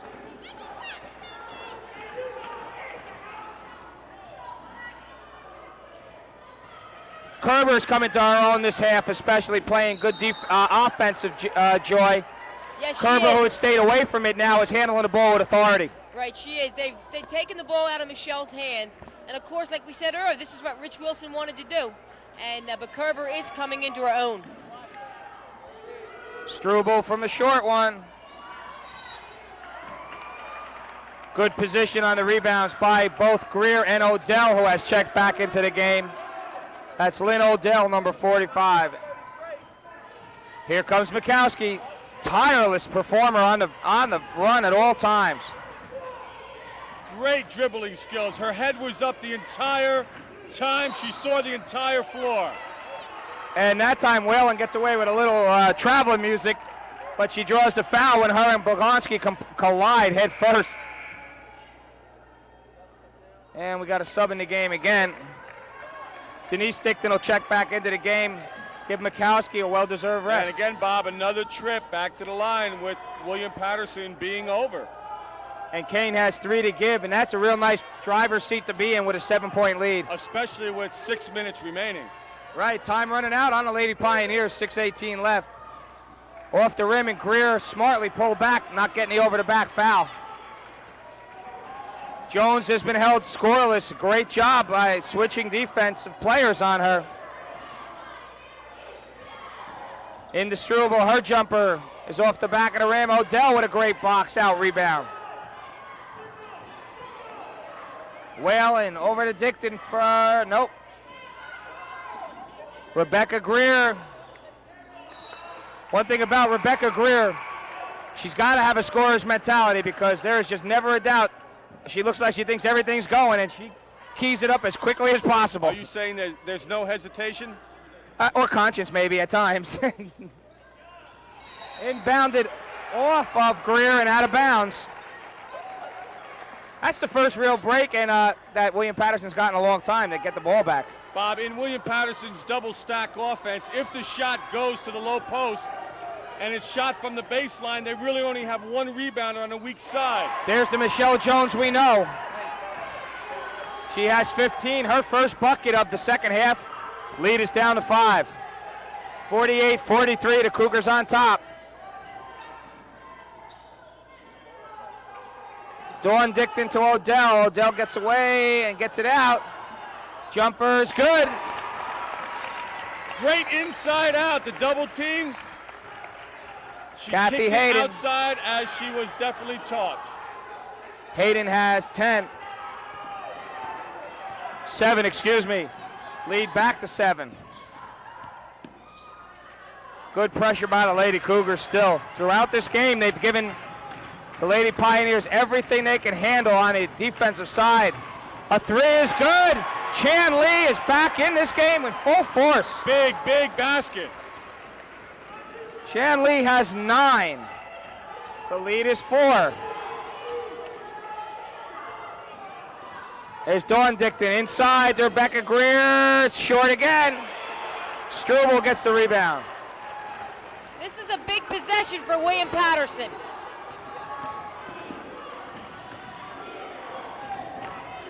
Michelle Jones with the ball.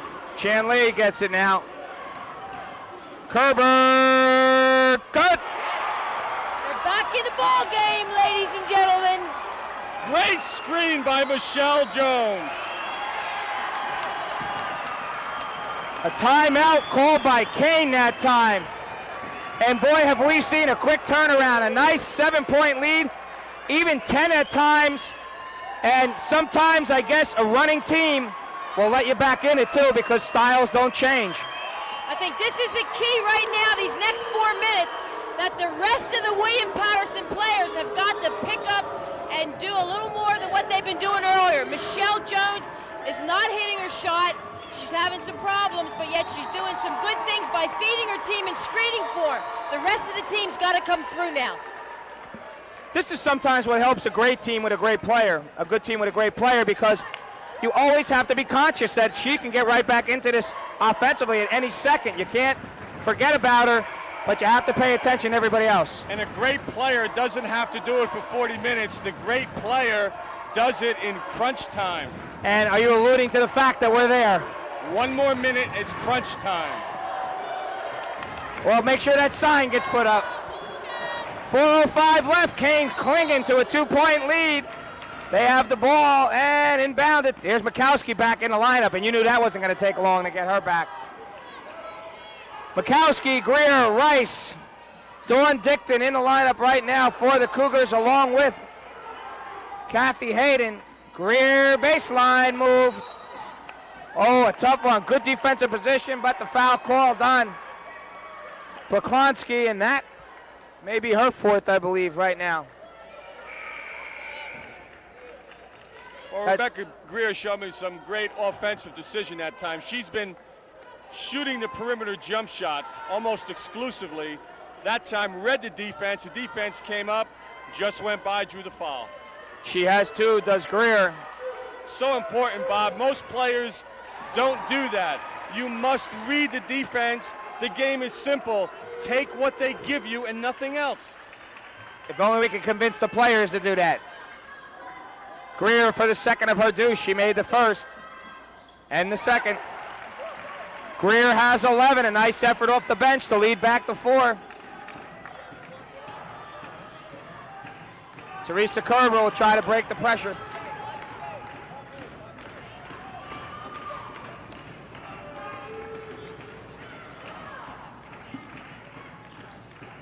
Michelle Jones saw a problem and came right out and eliminated that. Nice feed. Great feed. Luklanski's coming on, and I think she's going to be a key these next couple minutes. Here we go, 2-point lead again, 52-50. Dawn Dickton, Mikowski for three. A big collision, there's Luklanski again. That'll usually get rid of the trap. We get a couple shots in the nose that time. And look who the ball is in the hands of, Michelle Jones, and it'll probably stay there for the next. Chan Lee from deep, off the rim and out. Greer for a big rebound, 2:44 left. 52-50, the Lady Cougars on top. This is for all the marbles. Rice is fouled. Poklonski's gone now. Poklonski has 5. The bench getting a little thin right now. Well, that's a big loss for William Paterson. I felt she was starting to really come on these last few minutes and was the key. 2-point lead now, and Patty Delahanty doesn't have far to look down the bench right now. What a great effort by Jill. Great job by the youngster. She's done a good job. She has 6 points, but it can't be measured in points what she did this game. Rebounding, defense, an excellent job by the young lady. All right, Lenore will check back in. We think Lenore also has 4, so running out of players. At this point. Now 2:37, officially Coach Adams crunch time. Well, as soon as Michelle Jones made that penetration and dish, it was the beginning of crunch time, no question. And I think it's a good substitution by Coach Delahanty. Vanessa will give them some good strength on the inside and help out on the boards, which the last 5 or 6 possessions, William Paterson has had trouble controlling the glass. Rice has 2. And you know, again, the sign of a good player. Veronica Rice did not look good her early foul shooting, and that time she was money. Veronica's been quiet all game. That's her first point of the game. And her second. John, here it is what you said, good players come through when it counts. 4-point lead for the Cougars. 2.5 to go in this contest.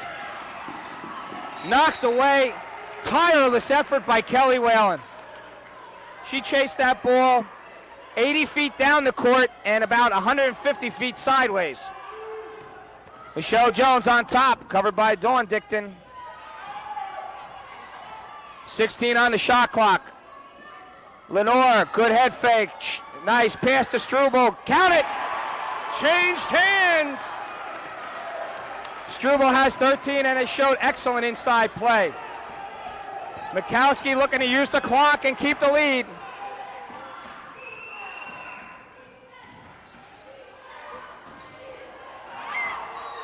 Greer steps on the line and a chance to tie it. The Lady Pioneers have a shot to tie it or get the lead. 1:57 left. Pass almost stolen. Knocked away again. Almost stolen again. 3 on 2. Struble doesn't get the roll. Rebecca Greer for the rebound. Here comes Dawn Dickton. This is an awful quick pace for this time of the game. For anybody. For us, it's a quick pace. Michelle Jones had that charge set up too, even though there was a travel call. And helping the pace out a lot, Coach Patty Delahanty gets us a timeout. So with the score, Kean 52, William Paterson 54-52 in favor, of the Lady Cougars, and 1:35 left in this game. We're going to take a short break. Babers is going to win the gold medal. Alonzo Babers of the United States Air Force wins it. Go for the gold. Aim high. Air Force. Welcome back to the Angola Gym on the campus of Kean College, and we got a real barn burner now, 54-52. The Lady Cougars on top, 1:35 to go. Both coaches for the first time today used every second of the timeout to tell their team what to do. Michelle Jones gets out of trouble, big trouble. And Chan Lee, who's done a great job offensively and defensively running the team. Jones with the ball, 16 on the shot clock. Struble gets position, count it! We're tied at 52. Struble has 15 and we're knotted. You go to the hot player, and the last 3 possessions, Jill is converted. Mikowski to Dawn Dickton, inside of Veronica Rice. A floater, no good. Force that shot. A few minutes ago after that basket, I just saw Michelle kind of clench her fist. She did the same thing the other night, and I think she's ready to do it these last 44 seconds.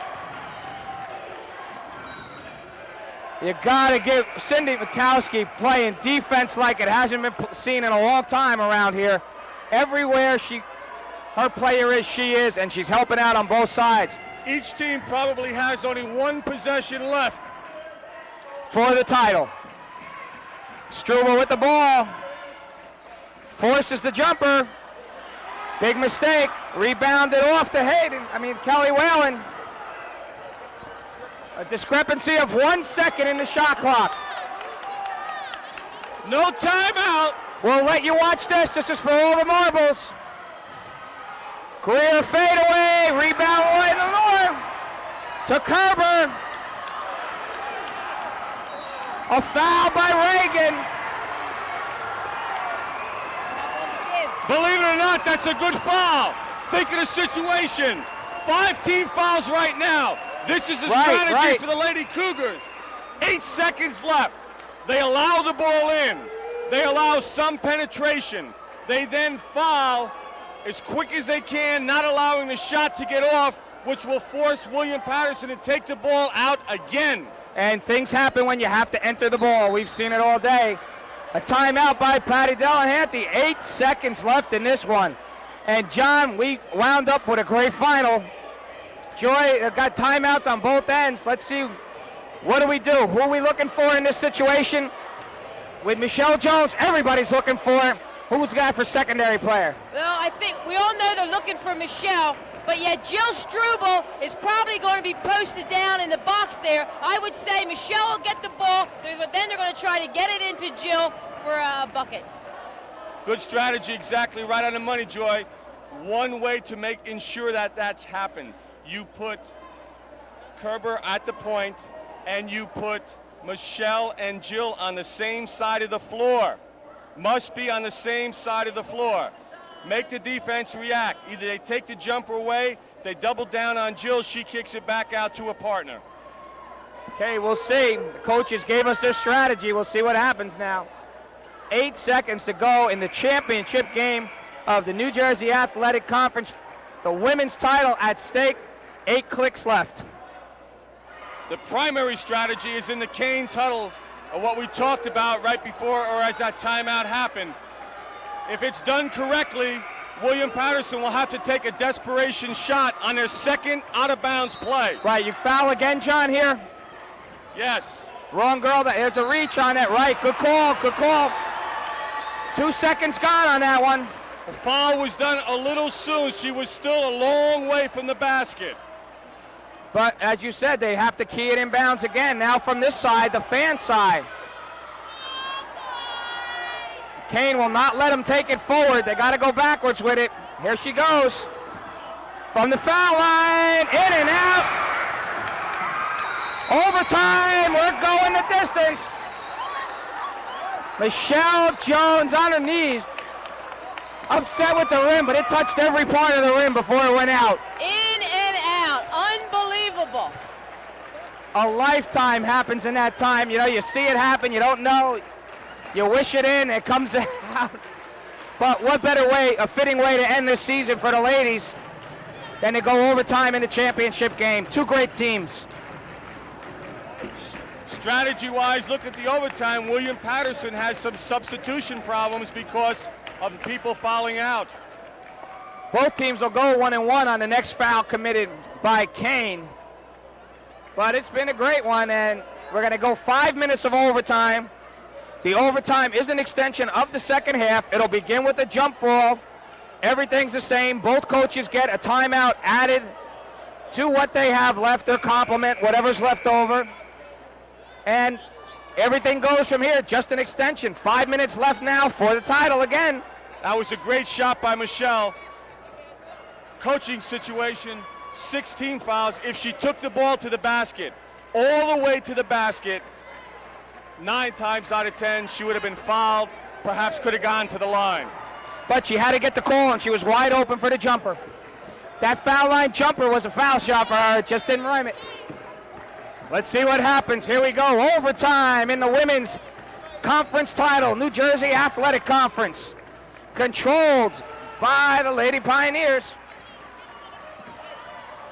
Kean has not varied. They're in their man-to-man once again. Michelle Jones, the elbow jumper, won't fall, knocked away smartly by Vanessa Lenore, all the way out to where defender Michelle Jones was waiting to stop the break.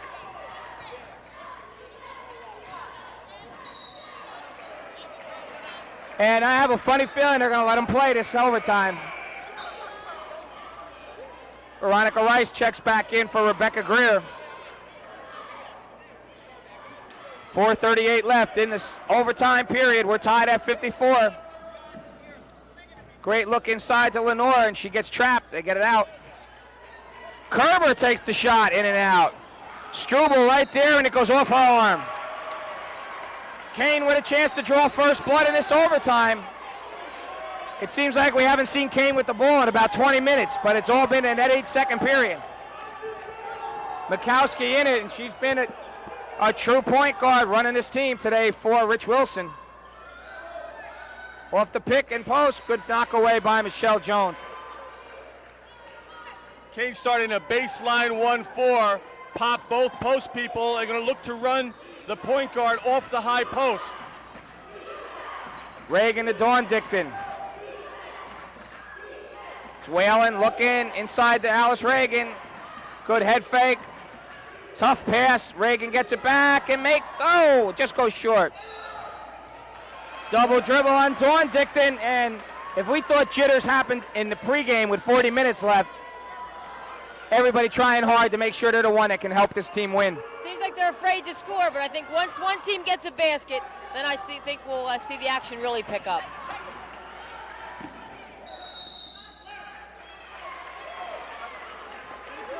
Ball goes back to the Lady Pioneers, and you can't fault the hustle of the Lady Cougars. They haven't stopped. Now it's 40-plus minutes, and they're all over the floor. Jones in the corner. Struble looking to post up. Chan Lee, who's played an excellent game all around today.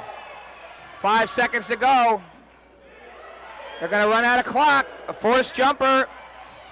Blocked by Mikowski, and we go the other way. Hey, Reagan did a great job on Struble that time. Dick Mikowski in and out on her three. Whalen with the rebound. Wide open, Dawn Dicton. She's fouled.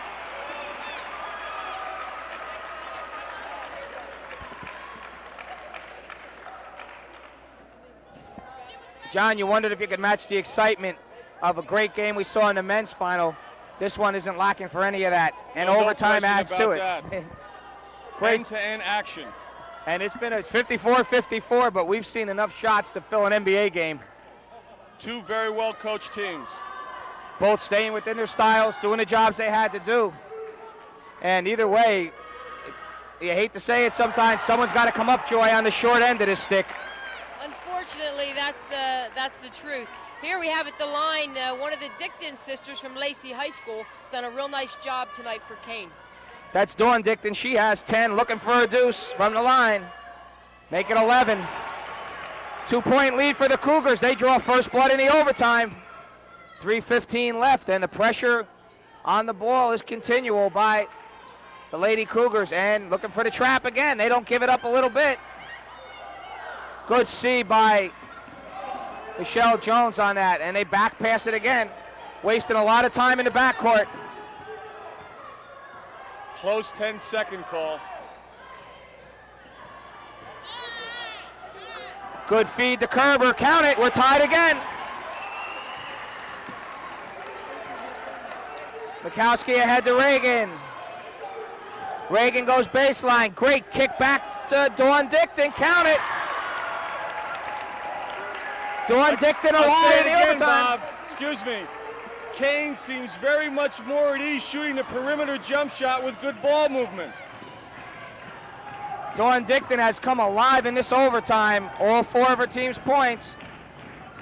Great post up by Struble. She just doesn't get the ball. Kerber, nice move. Short jumper, good. Teresa Kerber. Give it to Kerber, she's hot. All of a sudden, Teresa Kerber has 4 points in a row. 58 all, approaching 2 minutes. Good situation for William Paterson. Kerber, Struble, and of course Jones playing very well down the stretch. Here goes Dickton again, in and out. Rebound to Vanessa Lenore.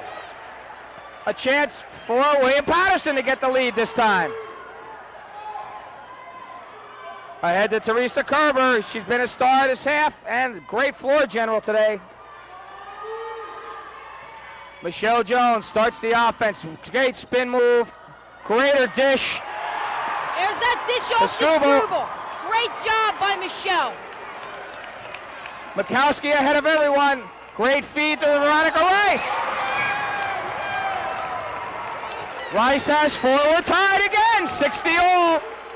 118 in overtime.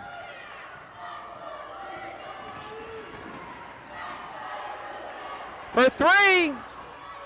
Short. Veronica Rice is there. Watch out, transition. Hayden! Kelly Whalen, excuse me. Kelly Whalen has 11. We're under a minute. Kean needs a defensive stand right here.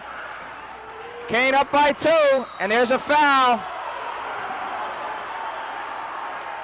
You know, Michelle Jones, a warrior and a veteran, she knew she was getting fouled somewhere down the line. I tell you, she also does a great job with that loose arm of one protecting herself and sometimes getting herself free.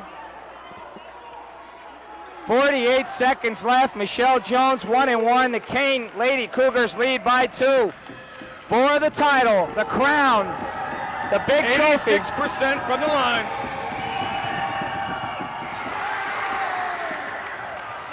And she misses the first. Mikowski will use as much of the clock. The Lady Cougars need to draw the foul. Just like you wrote it. 1-1 now for Mikowski, just like you wrote it, Coach. Long way from being over. William Paterson will use a timeout. Let's get over some strategies while we got a shot here, 41 seconds. One of you take the offense, one of you take the deep. 1 William Paterson, 1 Kean. Well, if you're Kean, they did what they were supposed to do. Draw the foul. Use the full 30-second clock. Kick the ball inside. Make sure, Coach Wilson, I'm sure right now, is telling who should take the shot, who is their second option. Both teams are also talking over defensive strategy, and most important, exclamation point, who you need to foul down the stretch. Offensively, I think that William Paterson needs to score quickly, depending upon whether or not Kean scores. They got to score quickly because they're going to have to get the ball back again. And does the sequence change at all, whether she makes 2 or 1 or none? The offensive theory of getting it down quick. No, Bob, this portion of the game, you're playing the score and you're playing the clock. Okay, so let's see what happens. You got it from both the coaches. See what happens on this end of the court. 41 left. 1-1 will go to Cindy Mikowski. Mikowski been a spark plug, the igniter, whatever you want to call it. She's the one that brought her team back. And a nice finish for her. She can get both ends of this and give her team a 4-point lead. It's important you make the first. At all times. Mikowski got it. Bob, Kean has done an excellent job from the free throw line all game, but especially the second half. And it may well be the difference with Michelle Jones has missed a few others, so this may be the finals. And the big reason why, both of them 6 for Mikowski, 41 seconds, and the pressure's still on. That forces William Paterson into scoring on 2 possessions. Struble, the short jumper, goes off. Ahead of the field. Transition! There it is! Kelly Whalen from Mikowski. Three-pointer blocked by Whalen. She's gone again. Transition once more. That's all over the exclamation point. Kelly Whalen. There's the buzzer. You don't need the buzzer. The fans let you know who did it. A great game. A great game for a final. Unbelievable. You couldn't have asked for a better championship for NJAC. Lady Cougars, John, saved the best for the last minute and a half. Transition at its best. They went free on the break. One person broke free. Mikowski saw him every time. They took a big chance. They still set that one person free on the shot, which left them short-handed on a rebound, but when they controlled the boards, they just threw over the top for 2 easy ones. Well, Cindy Mikowski has 6 points. Beside that, can't even be said what she did to this team. And again, you see her, she was at the back end of every fast break. Joy, you like to have someone like that, and she comes in mid-season and does a great job. She did. Definitely did a great job for Kean tonight. In the beginning, the first half, when Kelly Whelan was sitting out with some fouls, she came in, got him ignited, and then both of them together really did a job in the backcourt for Kean. Kean comes out on top. They are the women's champions. They'll travel to the NCAAs. Where their next stop is, we can't be sure, but we'll be back with winning coach Rich Wilson, our MVP of this championship contest. Once again, the first sweep by a women-men combination in the history of the NJAC. The Kean Lady and Men Cougars NJAC basketball champs. We'll be right back with our interviews. The final score, Kean 68, William Paterson 60. You know, overtime doesn't really matter. It wouldn't be there. Richie, I thought when we spoke about this, something that was really good. We were impressed by your pressure defense, by bringing the girl up from behind. By plan? Yeah, pretty much so. What we try to do is deny the girl with the ball, pressure the ball. So usually the kid who's pressuring the ball is behind the pass now, and they run from behind trying to tip it forward. So we're trying to get that steal also. So that's something we practice. Okay, we saw you take them through their drills yesterday. You worked their tails off. Come back here, you got to go overtime. What shape they must be in. They played hell-bent for the whole game. Yeah, we had a stretch during the season where we played like 8 games in 14 days. And when they came through that, and we didn't lose any of the games, I knew that this team was in just tremendous shape, and they can take anything that they're going to dish out to them. What's next, NCAA? Yeah, you know, we've made it the last 8 years, 9 years. You know, we haven't done well the last 2 years. We're hoping that this time with the new format, 1 game, first round, we focus on that 1 game, can get it, and make the second round, which is the regionals. So that's something we're looking forward to. Well, listen, go back and enjoy it with your team. You really deserve it, especially bringing a young team so far.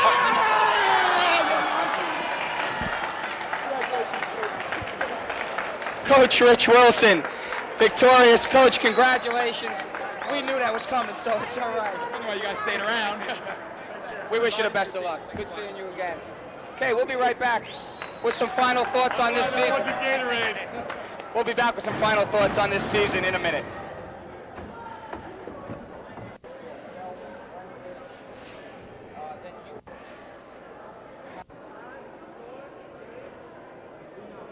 Okay, welcome back. Bob Lebline with John Adams and Joy Heritage. 4 months, no overtimes. Who called for this one? I said it would be exciting down to the last buzzer, and no question it was. We had some choices to make in the women's games. I think we came up with the right numbers.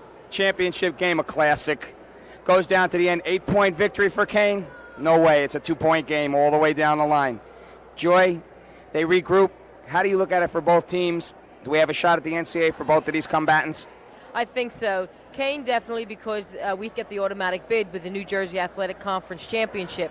The play tonight from William Paterson, I think, because it was a close game, it went into overtime, I think this has assured them a bid for the NCAA, and I'm really glad for them because they deserve it. I think Paterson showed us something we didn't see in the semifinal. We saw a team effort this time. Michelle Jones held to about 17, I think we had unofficially. But the rest of the girls, Jill Struble, Jill Baklonsky, they come on and show you that they have an inside game. That's got to also stick pretty well with the NCAA selection committee. No question. And in addition, as we alluded to earlier on in the telecast, that they did beat Montclair State, which was ranked 4th in the region. So I think the Lady Pioneers will not put their uniforms in the bag at this point. Well, it's been a good effort. Joy, we have to thank you a lot for coming down and doing us a favor, keeping us abreast of the women, and filling in for the stuff we really didn't have any knowledge about. It's been a pleasure working with you. We hope we get this whole thing back next year. We're hoping here, John and myself, that maybe the women will chip in and come in here. We can get the women regularly. I think they play a brand of basketball which will excite the people throughout the state of New Jersey, as well as help all the different institutions in their recruiting. Well, I'm real pleased that we were able to initiate this situation this year. I think the 2 games that we televised couldn't have been any better. The game at Montclair the other night was exciting. It was considered an upset. But tonight, to go into overtime, to play the type of ball these ladies played up and down the court, end to end, was just phenomenal. And I'm just really pleased, as an athletic director, that our women really displayed themselves so well. Well, sometimes you can pick bad ones, and I think we got the cream of the crop. Stay with us a second. John, on the men's side, first sweep ever, Kean, men and women champions. It's really a feat when you think about the season these teams go through. Well, there's no question about that, and thinking about it as an athletic director, there's a lot of championship jackets, there's great dinners, and obviously all the student athletes surely deserve that. Both teams get a trip to the NCAAs, well-deserved. Let's hope the losers in both games the past 2 nights get a trip, well-deserved if they get it. Been a great season. We said no soft stuff. I had a pleasure, John, working with you. It's been a pleasure through 17 games, playoffs. Joy, you came late, but we liked having you around anyway. Well, I like being here. John, any last thoughts on the season? No, I just want to thank Joy again, and Bob, it's been a pleasure working with you all season. My pleasure. We'd like to thank our crew, Mike Peck, Steve Hopper, Vicky Schreiber, and all other people that have come in and done the job for us. It's been a lot of fun. We made a lot of friends. We're going to miss the time we spent together, but I know for the next week or so we're going to have a nice, relaxing couple days. So, for John Adams, Joy Heritage, this is Bob Lebline telling you the season's over. The Kean College men and women's teams, NJAC basketball champions. Good night.